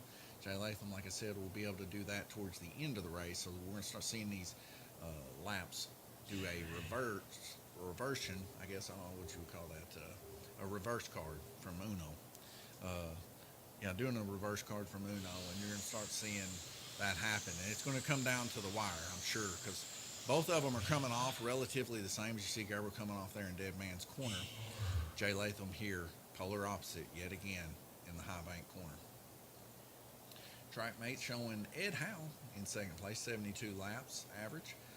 Jay Latham, 72 laps average. In third place, it's showing him. Gabriel Kirtley right now in first place, 76.3. Like I said, he's running his lower lanes. Ed Howe also running his lower lanes. That's subject to change now that Jay is going to be going into red lane. So once he hits red lane, he's going to start going back down to green lane. So he ran white, so now he's going to go to red. Then he'll go to green, blue, purple, and black to finish up. And about when he gets on blue, you're going to start seeing him. Well, actually, when he gets on green, you're going to start seeing him climb.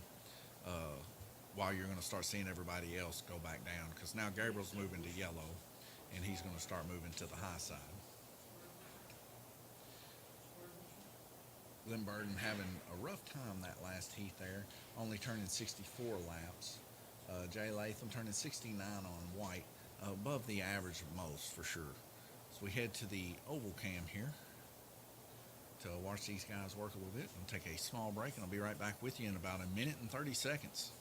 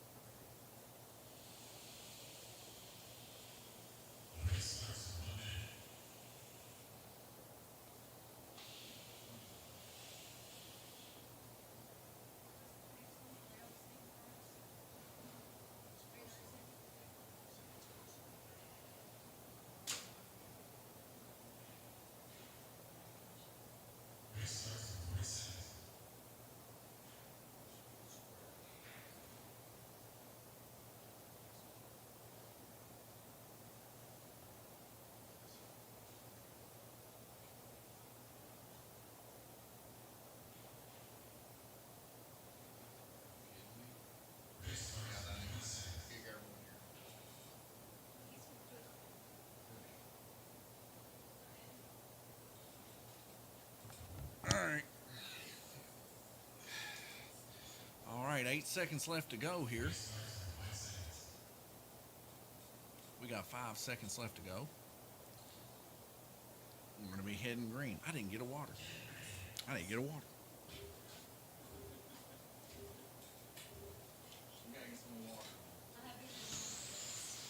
Well, we got restock day tomorrow, so we should be getting more water. Gabriel Kirtley, 233. Jay Latham, 220. Ed Howe, 219.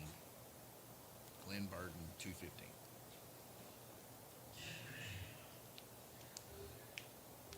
That water's good on the throat.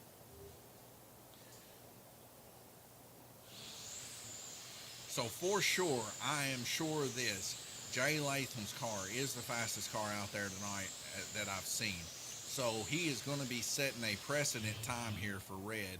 If he can, just narrowly missing Ed Howe there.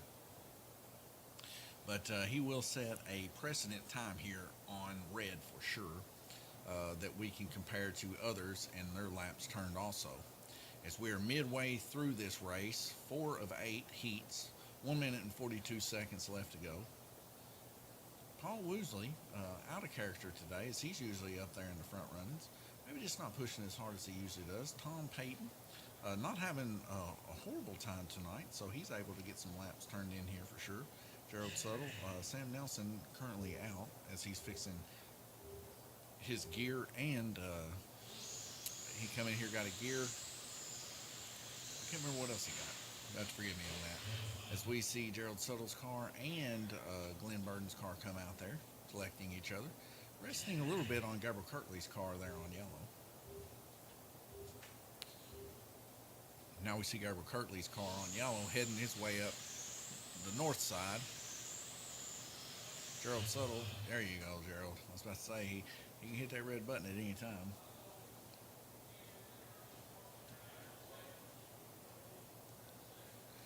Gerald's got his car back under control.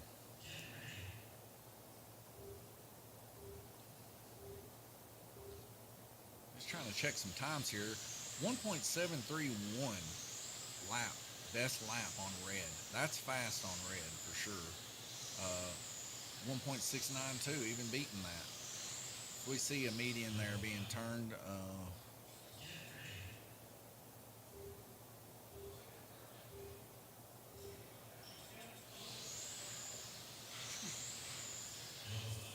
War cards being collected in red lane. Jay Latham coasting around there just in the nick of time. Jay has got that car freed up. That thing is coasting for a good 4 seconds. Gabriel Kirtley there on yellow. Oh, as we hear a hard car, I mean, come apart car. Was that Gabriel Kirtley's car? That was Gabriel Kirtley's car. That thing, I heard that in here. It had bass thud to it. I don't know if you guys could hear that, but it felt bassy. I felt that in my chest. I must have hit the closet. It's pretty empty in there, so. I mean, that dude come off with the come apart, for sure. I mean, Gabriel might be to the point he's so upset, he's just straight trying to ram his car down Jay's throat there at the end of the track on red. But he's holding off first place still yet. Jay Latham creeping in behind there on red lane as he's going to start moving down. Ed Howe just now starting to come into the harder lanes. He'll be on white next after orange. And we're going to start seeing a little bit of solidification here. Glenn Burton going to go into red, and then he's going to start picking up, so he might exchange back with Ed a little bit. So we get a yellow flag there. Looks like Jay Latham got a little bit of that trash in that lane. Of course, this happens on red lane. And that'd be the car, Gabriel Kirtley. Might have been a little bit too upset with Jay that he's willing to go 4 or 5 lanes across the map to hit Jay. But I like starting stuff between the racers. I like to see them race hard with one another. And as we can see here, they are definitely racing hard. Jay Latham and Gabriel Kirtley neck and neck there. Gabriel on yellow, Jay Latham on red, keeping up with the man on yellow. What a beautiful thing.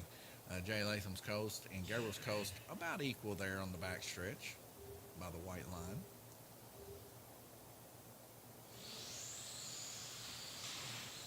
As we get another car off, Jay Latham just in the nick of time to be able to stop his car. Maybe actually hit Randy Kirtley's hand to stop it. But nonetheless, a soft stop for Jay Latham.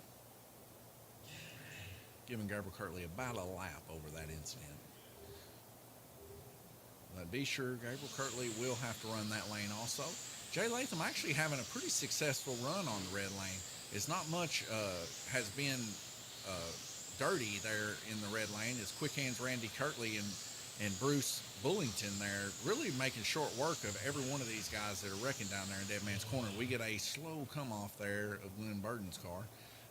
Touching a little bit of Gerald Suttle's car there, but not a harsh wreck by none. Those are the kind of wrecks you want to see. Non-debilitating wrecks. Ones that just barely come out, trickle out. You don't want to see ones that end up making people have to garage their car.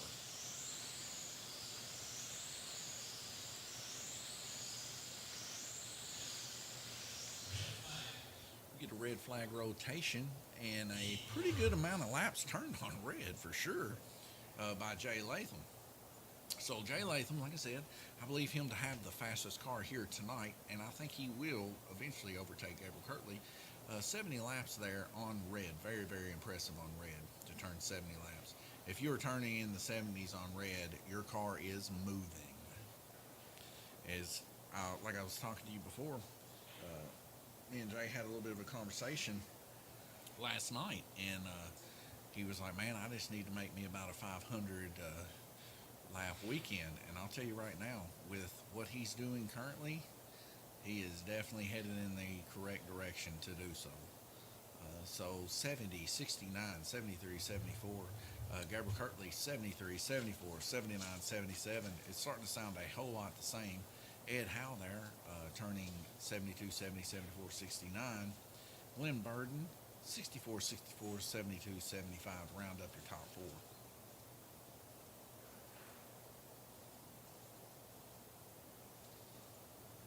Take a quick look at Livermore's nightlife. Whew, it's bustling out here. Some would say it rivals New York City. Uh-oh, we got somebody making them a Halloween costume. Possibly. I don't know really what's going on here. This is something to see. All right. Well, I mean, I've seen a lot of things in Livermore, but this is something to see. Yeah, I don't know who that is. Let's get them on cam 1 here. This is relatively interesting. I've caught something here in Livermore. It is a box man. He's about to run into Tom's bicycle, I believe. I don't know. Some things you see in Livermore. Yeah, they're going back up there. I am very confused on this. Hey, Gabe, come here and take a look at this.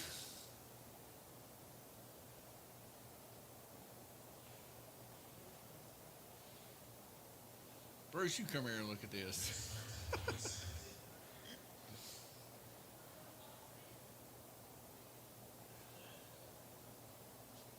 this guy.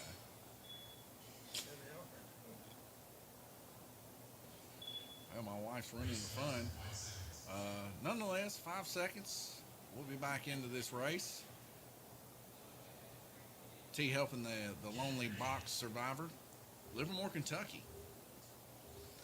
That is funny, Alicia. I thank you for the box. Quite hilarious. You never know what's going to happen in Livermore. I did say it is comparable to New York City. Very bustling.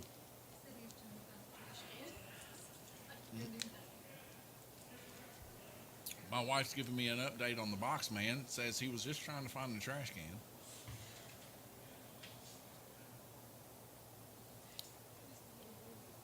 As we can see right now, Jay Latham there on Green Lane turning 5 laps already, getting a lap on Gabriel Kirtley, and we're not even 9 seconds into this heat.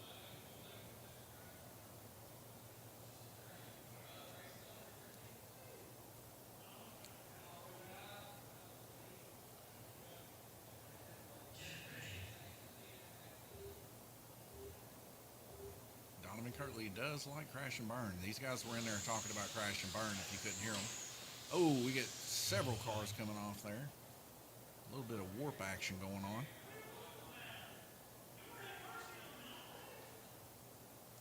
Sam begging for mercy.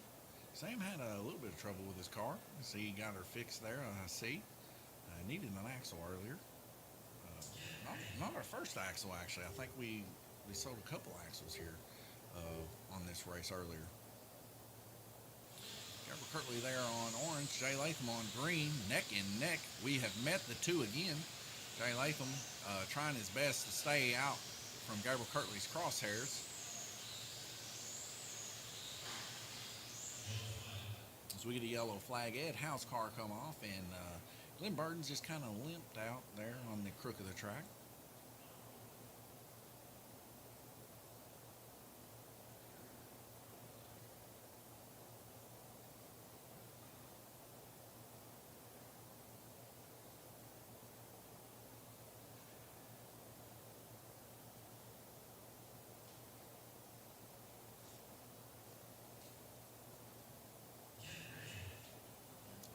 So Jay and Gabriel both very, very close together. Ed Howe still trying to reel in Jay. Going to be very hard for him to do so on the higher lanes. Jay Latham there coming around there with a beautiful coast out of Dead Man's Corner, putting him neck and neck with Gabriel Kirtley there on orange. As they're going to start making the crisscross here. This was the one I was telling you guys about. This is the cross that they're doing. They're crossing each other right now. So then after this, they're going to start running each other's lanes. In a European rotation, you are next to the individual twice in a race, and that's because you skip every other lane. So that's when you can really start telling whether or not people are on par with one another. As we see Gabriel Curley there on orange, just being able to inch out just a hair above Jay there on green. Of course, this is to be expected, as he does have the lower lane. Jay's car somewhat, it seems to be a little bit slower than it was before. I hope it does not smoke, because we are having a great race here tonight. Jay kind of looking at his, maybe take advantage of this real quick and blow in that thing. Cool her off a little bit. Gabriel Kirtley still holding on to the lead, 322. Got several laps he's got to make up. We'll see if he can do that.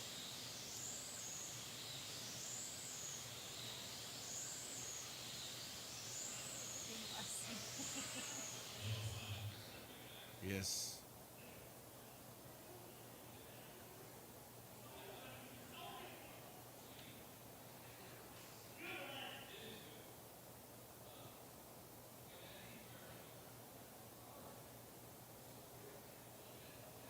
Well, Randy Kirtley's saying the reason that Sam's barely going around through there, he's got a bent wheel.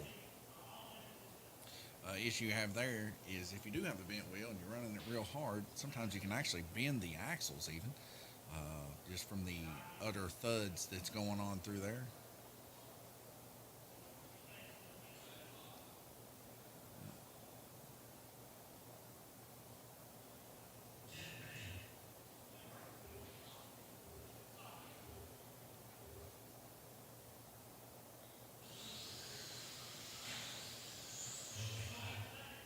The orange car on green is Jay Latham. The greenish blue color on orange is Gabriel Kirtley. Relatively about a half a track difference between each other. It seems that Jay Latham's holding his own as we get another hard spill coming off here. 1 minute left to go in the heat. Bruce Bullington catching that car almost midair. Ed Howe there on white, getting his car put back on.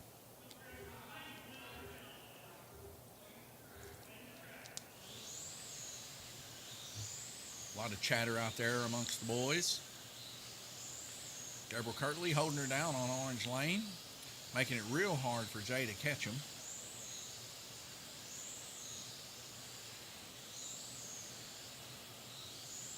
Jay Latham 1 lane above Gabriel Kirtley on green. Gabriel Kirtley really trying his best to get what he can out of Jay. Jay making it hard for Gabriel Kirtley to catch him.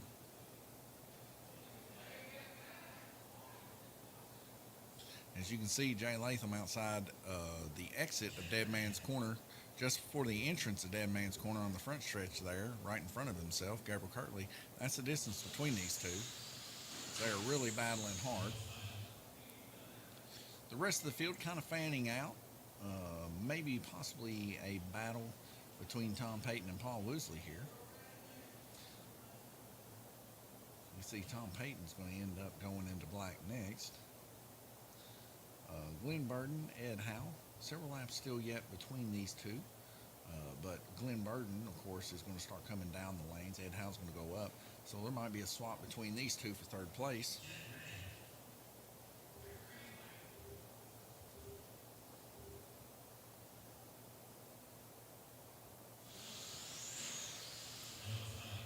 As we see Ed Howe getting shoved to the outside up there.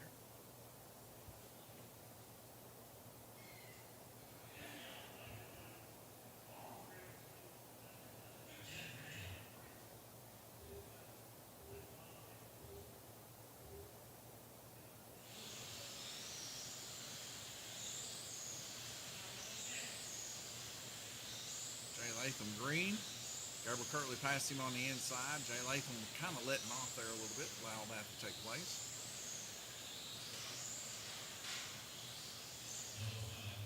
As we get 2 more cars off in the high banks there, my wife with a long stretched out arm,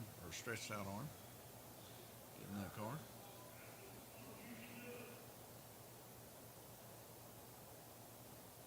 13 seconds left in the heat. Bruce Bullington getting that car back on in a nice fashion there. Paul Woosley, not really been coming off a lot, not been making a whole lot of sparks, just kind of running consistently tonight, it seems.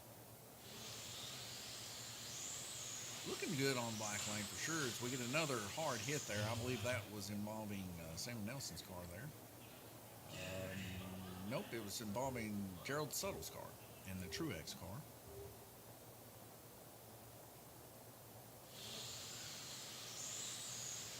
That Truex car and Gabriel Kirtley's car, very, very similar in color.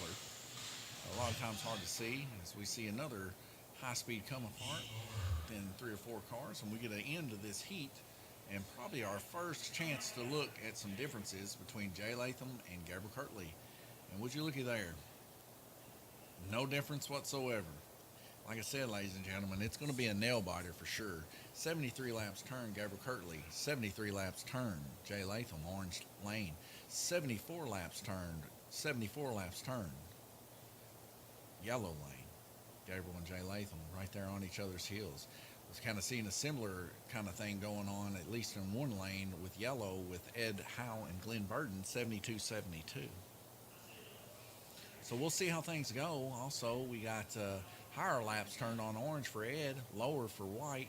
Higher laps turned on white for Glenn, lower laps turned on orange for Glenn. So it may shape up 68, 68.6, 71.6, 75.2. Like I said, that's going to change there, that 75.2 and that 71.6. You're going to start seeing the average of Jay Latham go up, especially with the laps he's turning.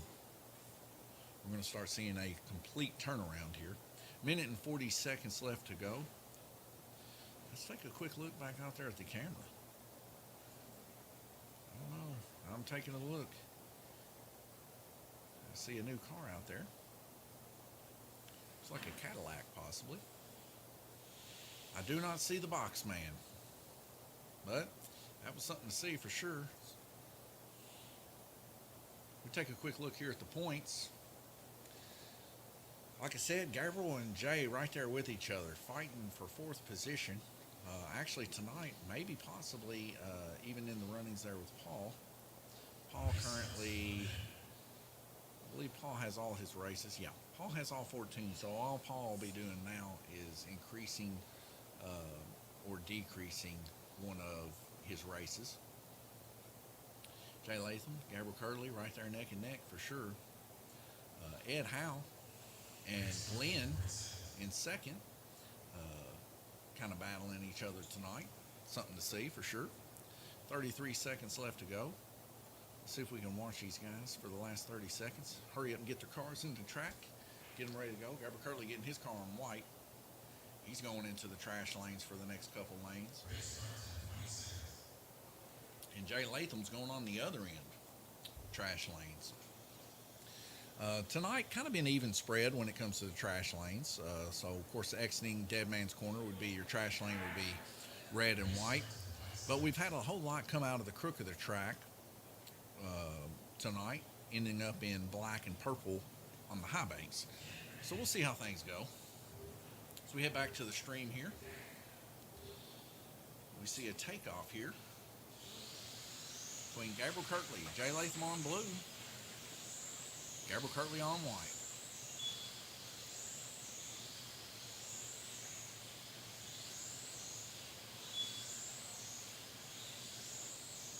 And Jay Latham's trying to reel in Gabriel Kirtley there on white.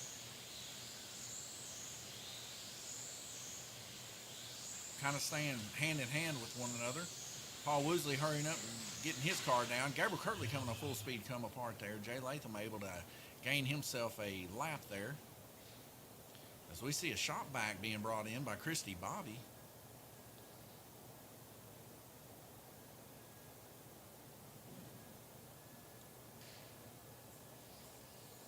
Name given to her by Lanes Raceway. Christy Bobby, because she races drag racing here at Lanes Raceway. It's actually Paul Woosley's one. So Christy Woosley. I said, I've got some serious heat coming from my computer down here. A little bit of chatter happening a little bit earlier.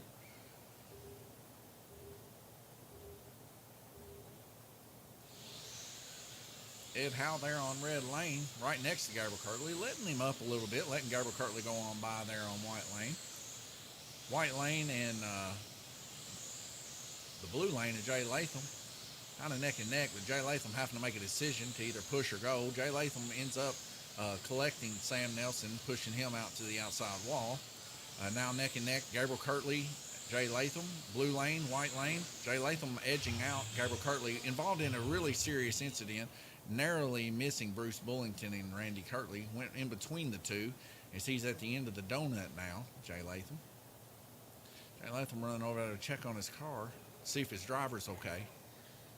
Let's see if he whispers. Yep, he's whispering to him. You all right? You all right? I can see it now. That car's in some serious trouble as it flew all the way across there. Possibly got some tires dirty on that one. Maybe a bent rim or two. We'll see how it shapes up. Jay Latham now, 391 to Gabriel's 409. Still very close race. We'll see if he can make up the time needed when he gets down on the lower lanes this next lane rotation. As he's able to pull out in front of Gabriel, Gabriel really pushing the subject as both of them are collected in that wreck. That was kind of weird to see. I'm kind of curious on how that even took place. I might have to put that in .25 and slow that down later, 54 seconds.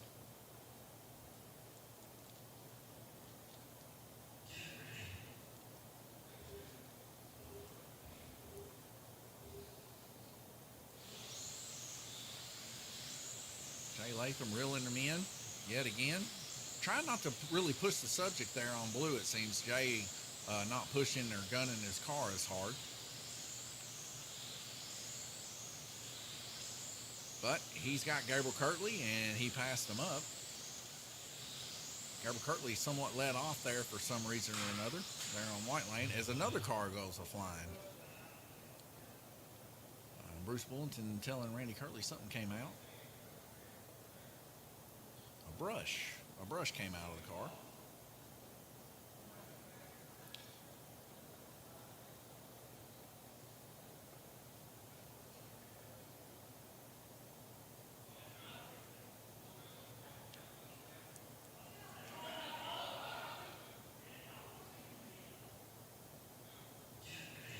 All right, we're fixing to go green yet again.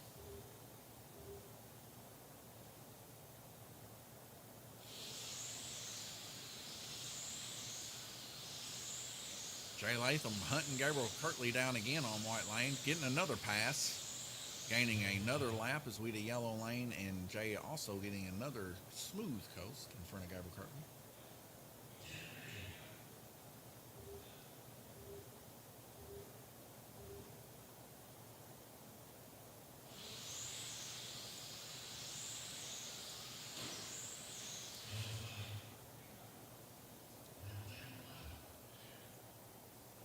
Seconds left in the heat.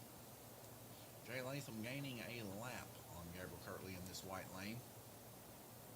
The distinction for this blue lane is probably what's going to get Jay on this one. As Jay is not in the 70s on the blue lane. He still has several laps to turn here, but a lot of carnage has took place here on the blue lane. He might actually reach 70. And he's going to. Okay, right in the nick of time, too. So, I don't know. This is going to be close. This is really going to be close. So, we see Jay Latham. Let's see. On the blue lane, turning 2 laps less than Gabriel Kirtley. Like I said, it's going to be close. It really is. 74, 74, 73, 73, 69, 69. This is literally the first one that Gabriel Kirtley and Jay Latham have not tied up lane rotation per lane rotation. So he's got to make that 3 laps up somewhere from Gabriel Kirtley. And one thing I've noticed is that Jay's car is very, very strong down low. So we'll see if he can make it up in the purple and black lane, but he's really going to have to push it, as Gabriel ran almost a flawless purple lane there with 79 laps. flawless meaning for these cars. 71.3, 74.2 laps average. Gabriel Kirtley, Jay Latham. 68.5, 68.3 between Ed Howe and Glenn Burden. Battle going on for that third place position also. 1 minute and 41 seconds left.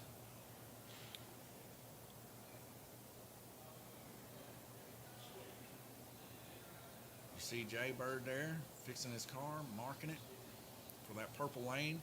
This is where the many laps are turned and many laps are made. Purple and black. As we head up for our 7th round robin.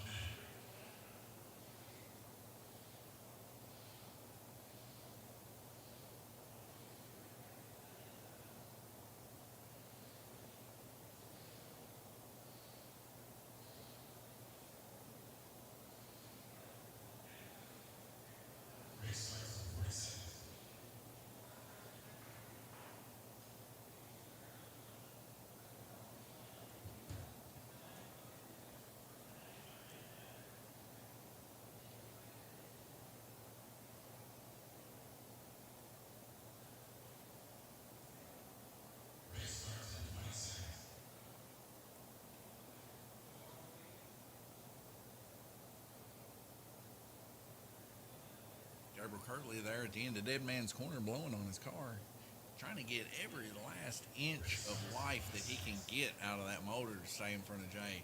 Gabriel don't do this stuff very often. Usually he don't be blowing on the motors and stuff. He only does that when he feels threatened. And he knows Jay's right there in biting distance for sure.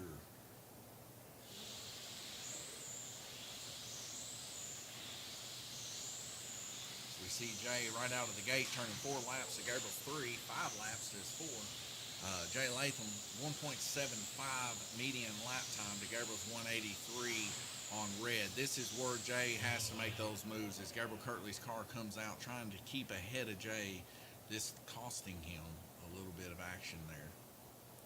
Sam Nelson possibly getting into Gabriel. I wasn't able to see that wreck take place as I was more focused on the times, the average times currently. But like I said, this is where Jay needs to make up his time if he's going to try to reel Gabriel Kirtley in. Also, between Glenn and Ed Howe, we got a lane change there. Glenn now taking over Ed Howe there on blue. As we got a screecher going on. Orange track. Guy in orange just got completely destroyed. That'd be Paul Woosley's car just getting completely destroyed by Glenn Burden. Thus letting Glenn slip back down to that 4th position from Ed Howe as he was involved in an incident there.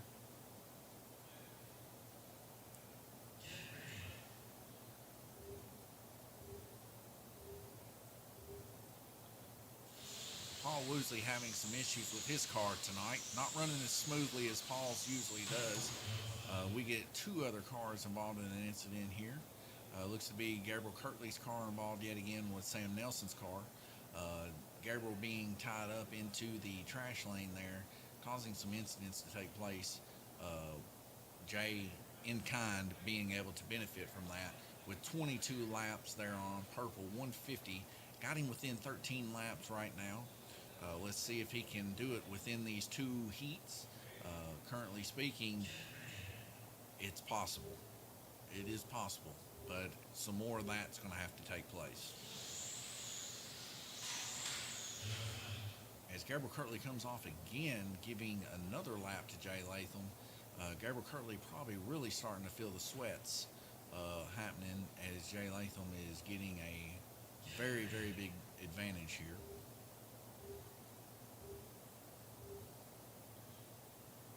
There's your 3 laps that he had to make up for losing that on his previous lap. So really, Jay Latham just hanging in there, holding on to dear life, trying his best to stay ahead of the game. As he gets involved in somewhat of a cluster there, having some issues staying up with yellow.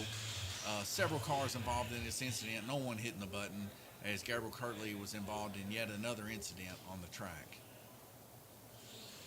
as we get another go, and Jay Latham quick on the trigger, gaining another lap to Gabriel Kirtley.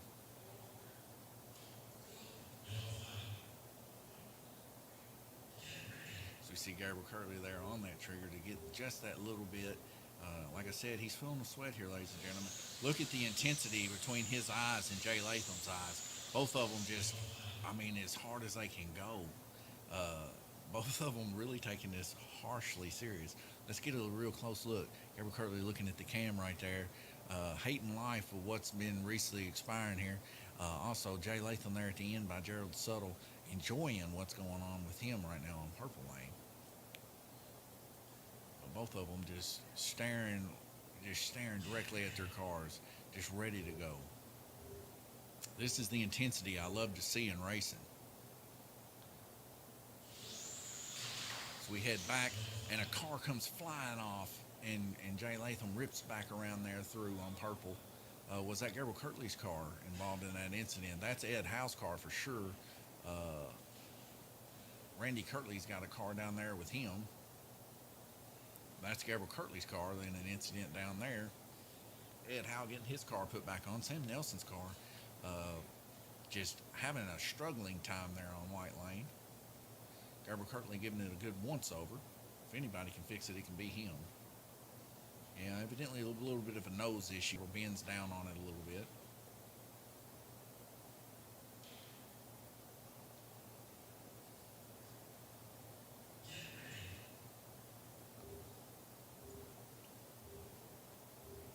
So getting back to the live stream here. 52 seconds left in this heat.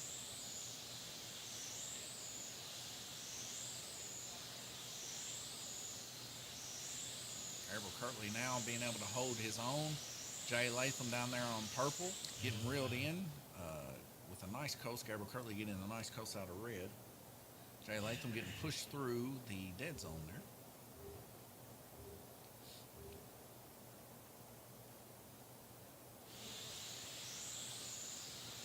Jay Latham catching Gabriel Kirtley on the inside, being able to turn those laps like he's needing. He's definitely, it is come out of the track there, and he ended up collecting Gabriel Kirtley, saving himself from being passed up there. Perfect timing. It might be another night for Jay Latham to take this win. Yes, Alicia, there is a lot of wrecks going on. I believe it's boiling down towards the end of the race here, and a lot of it has to do with nerves, as Jay Latham just gives a gentle rub there to Tom Payton, just enough to unsettle him there and wipe out the whole crew on the high banks.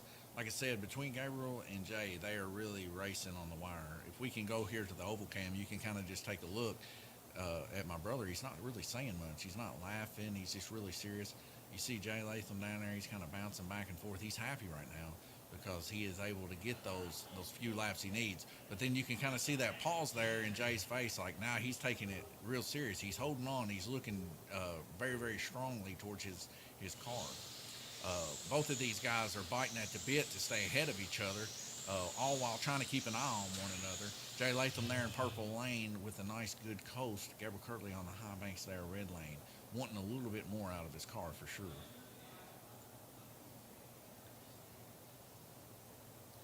Bruce Bullington getting that car back on. Jay Latham going to turn a really good time here on Purple for sure. Gabriel going to suffer quite a bit of loss here on Red Lane.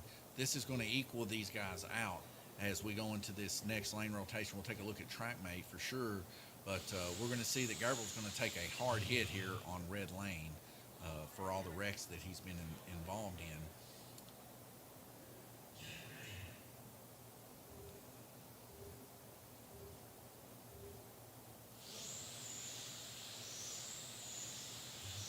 I mean, not only did Jay gain those 3 laps, but he gained him about 6 more on top of that. So it's really good. And these track calls, when they're getting called perfectly, Jay's coming right out of the high banks with a lot of carry speed, so his coasts are great. And it's all working out in his favor. Like I said, sometimes it just boils down to that luck factor as whether or not you get that coast. And as you see there, that coast coming out of Dead Man's Corner, putting just ahead of Gabriel Kirtley. We got disconnected from session, but don't worry. All I got to do is fire that dude back up, and we'll be good to go. Okay. So we can see here that last heat there, Gabriel running 65 laps. He ended up losing 5 laps on Jay on red. So that makes up for the 3 laps that Jay lost on Gabriel on blue. So like I said, it's literally going to boil down to this last heat here between these two, and just a nerve call here, whether or not Gabriel can hold Jay off there on green from turning the 9 laps respectively that he needs. So Jay just really needs to run 77 laps or better, and he'll have it in the bag. It's shaping up to be just like it was last week. A very, very, very, very close race between these two.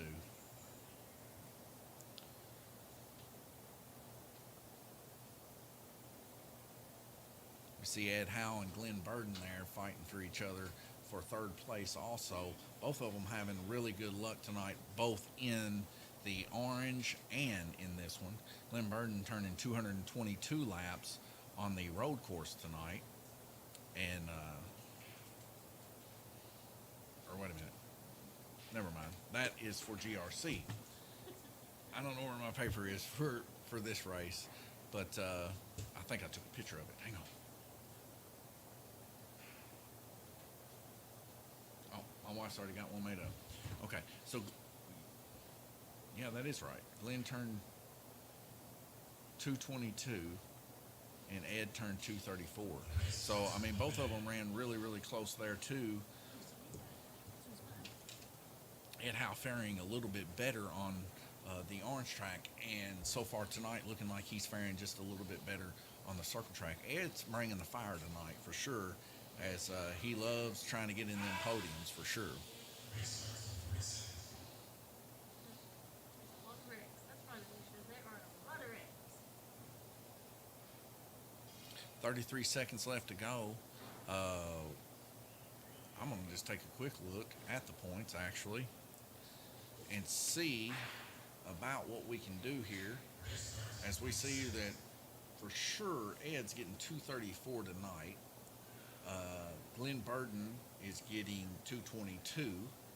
So is that enough?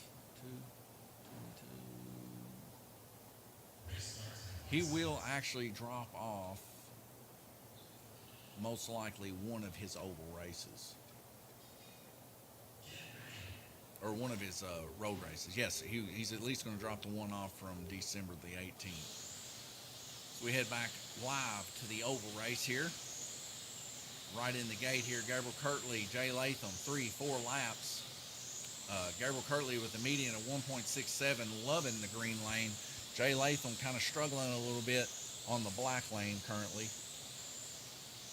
Not being able to get that median lap time down to where he needs it to be competitive with Gabriel Kirtley. Really needing Gabriel Kirtley to start coming off that track.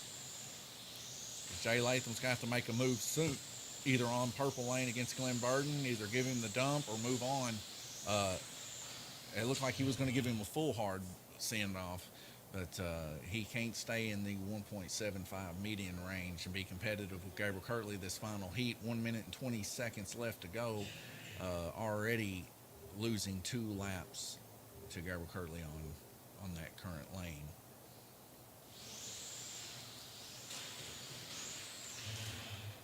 So Jay Latham giving Glenn Burden a little bit of a love tap there, as Glenn wasn't lifting. Glenn has to make up several laps for Jay Bird. But Jay now in front of Glenn, he might be able to pick up his median lap time just a little bit. Ed Howe, Glenn Burden both 1.67. 2 laps difference between Glenn and Ed. A very big battle between these two also for third place.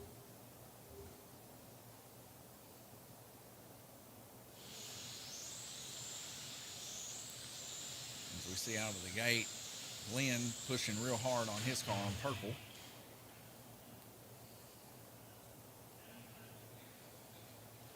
.29 and 30. 10 laps difference between Gabriel Kirtley and Jay Latham.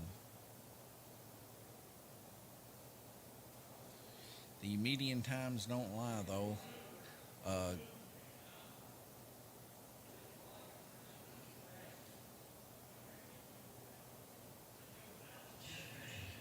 Gabriel Kirtley is holding that first place position with everything he's got. Ice in his veins. He's been here all day today working on that car. Jay Latham working all week on his car. Both of them very, very impressive cars. Both of these guys, either one of them would deserve a win here for sure with the amount of work that they put into the car. Glenn Burden taking over the lead against Ed Howe. 32 laps turned. So we see Jay there on white.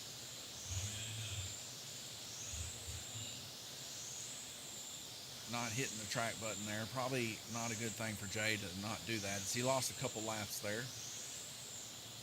Maybe settling into his second position as he finally pushes as hard as he can against Glenn to get ahead of him.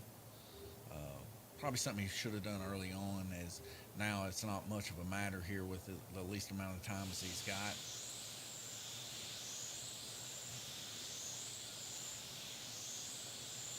But Jay got Gabriel last week. It's looking to turn out here that Gabriel Kirtley is going to get Jay this week. And all within just a hair amount of laps. Like I said, these guys going after each other's throats. We'll see what next week's brings in this 2 out of 3 for sure. Jay Latham pushing that black lane hard. Pushing maybe just a little too hard there on the entry. Gabriel Kirtley turning currently 60 laps. Jay Latham 58. Ed Howe now regaining his position in third, taking it back from Glenn. Brutal beatdown between these two, almost turning it identically. Glenn Burden now on purple in third place. And Ed there with 539.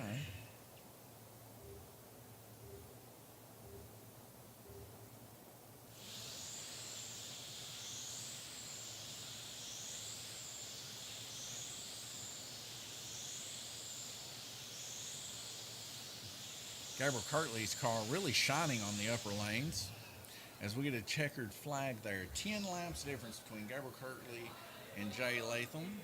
So we take a look at the track mate here. And Jay Latham, where he lost the race here, is on the black lane. Not able to reach that 77 laps that Gabriel turned early on a fresh car. Really kind of hard to come up against that as, you know, later on in the race, as hard as these guys are racing their cars, it does quite affect the motors in these cars. They start building up a little bit of heat. Just a turn of the dice, really, if you look at it. But still, very, very much a very close race between these two. It's within 10 laps. Glenn Burden and Ed Howe on the same lap. Glenn got it? Okay. How close was it? We're going to go there live now and see the difference between Glenn Burden and Ed Howe, if we can, if their cars are still out there. I'm going to do a stream and show you guys. They're not out there? Leo picked them up.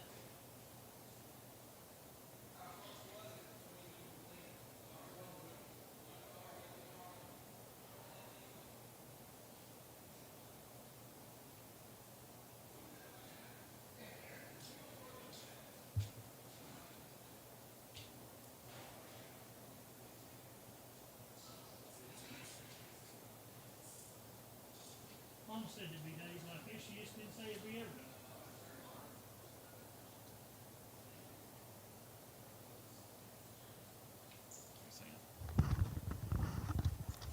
All right, so they'd already picked their cars up, but they're putting their cars back down here just to let you guys know this was the battle for third.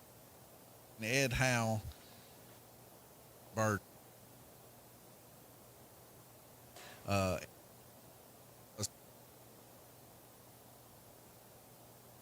Close it gets sometimes.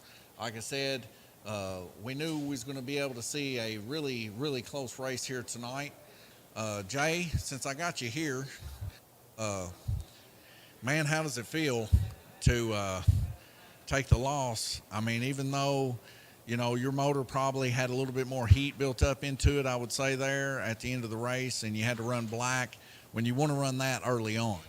Well, after I come off red, I was having my motor slowed down, so I couldn't ever catch him on low lanes. It slowed down a little bit.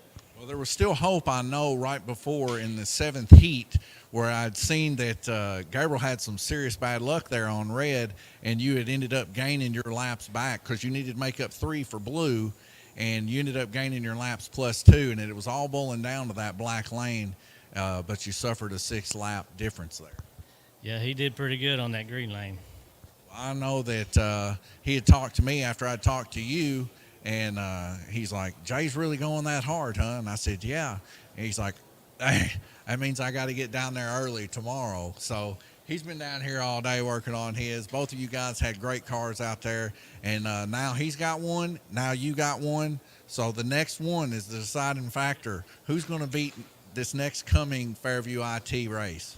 Oh, yeah, he called me on the way down here. He said, I'm going down there to work on my car.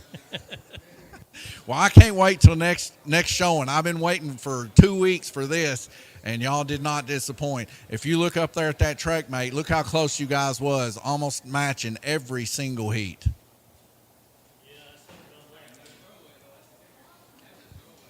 Gabriel Kirtley, how does it feel to come here, spend all day at Lanes Raceway working on your car, to come in here and beat Jay? Now that's 1 for 1. 1 for 1. Jay got you last week. You got him this week. So on the circle track, what's it going to shape up next Fairview IT Cup Series race? Are we going to see blood? I don't know. Depends on Jay. I know. I seen early on, I seen the anger in your eyes when Jay gave you the double dump. Still bullhorns right there. And, I mean, I was enjoying it in the booth, and so were the fans. Oh, I was so mad most of the time. I don't know what you're talking about. Well, check back on the stream for sure, because I did make comments as I seen you just stern looking at your car heat after heat. Even Randy Kirtley thinks that's funny, because Randy Kirtley knows how Gabriel can be, especially on the racetrack. So does Glenn Burden.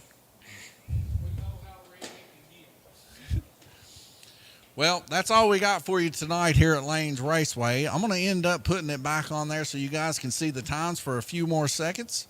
That's something just good to end with.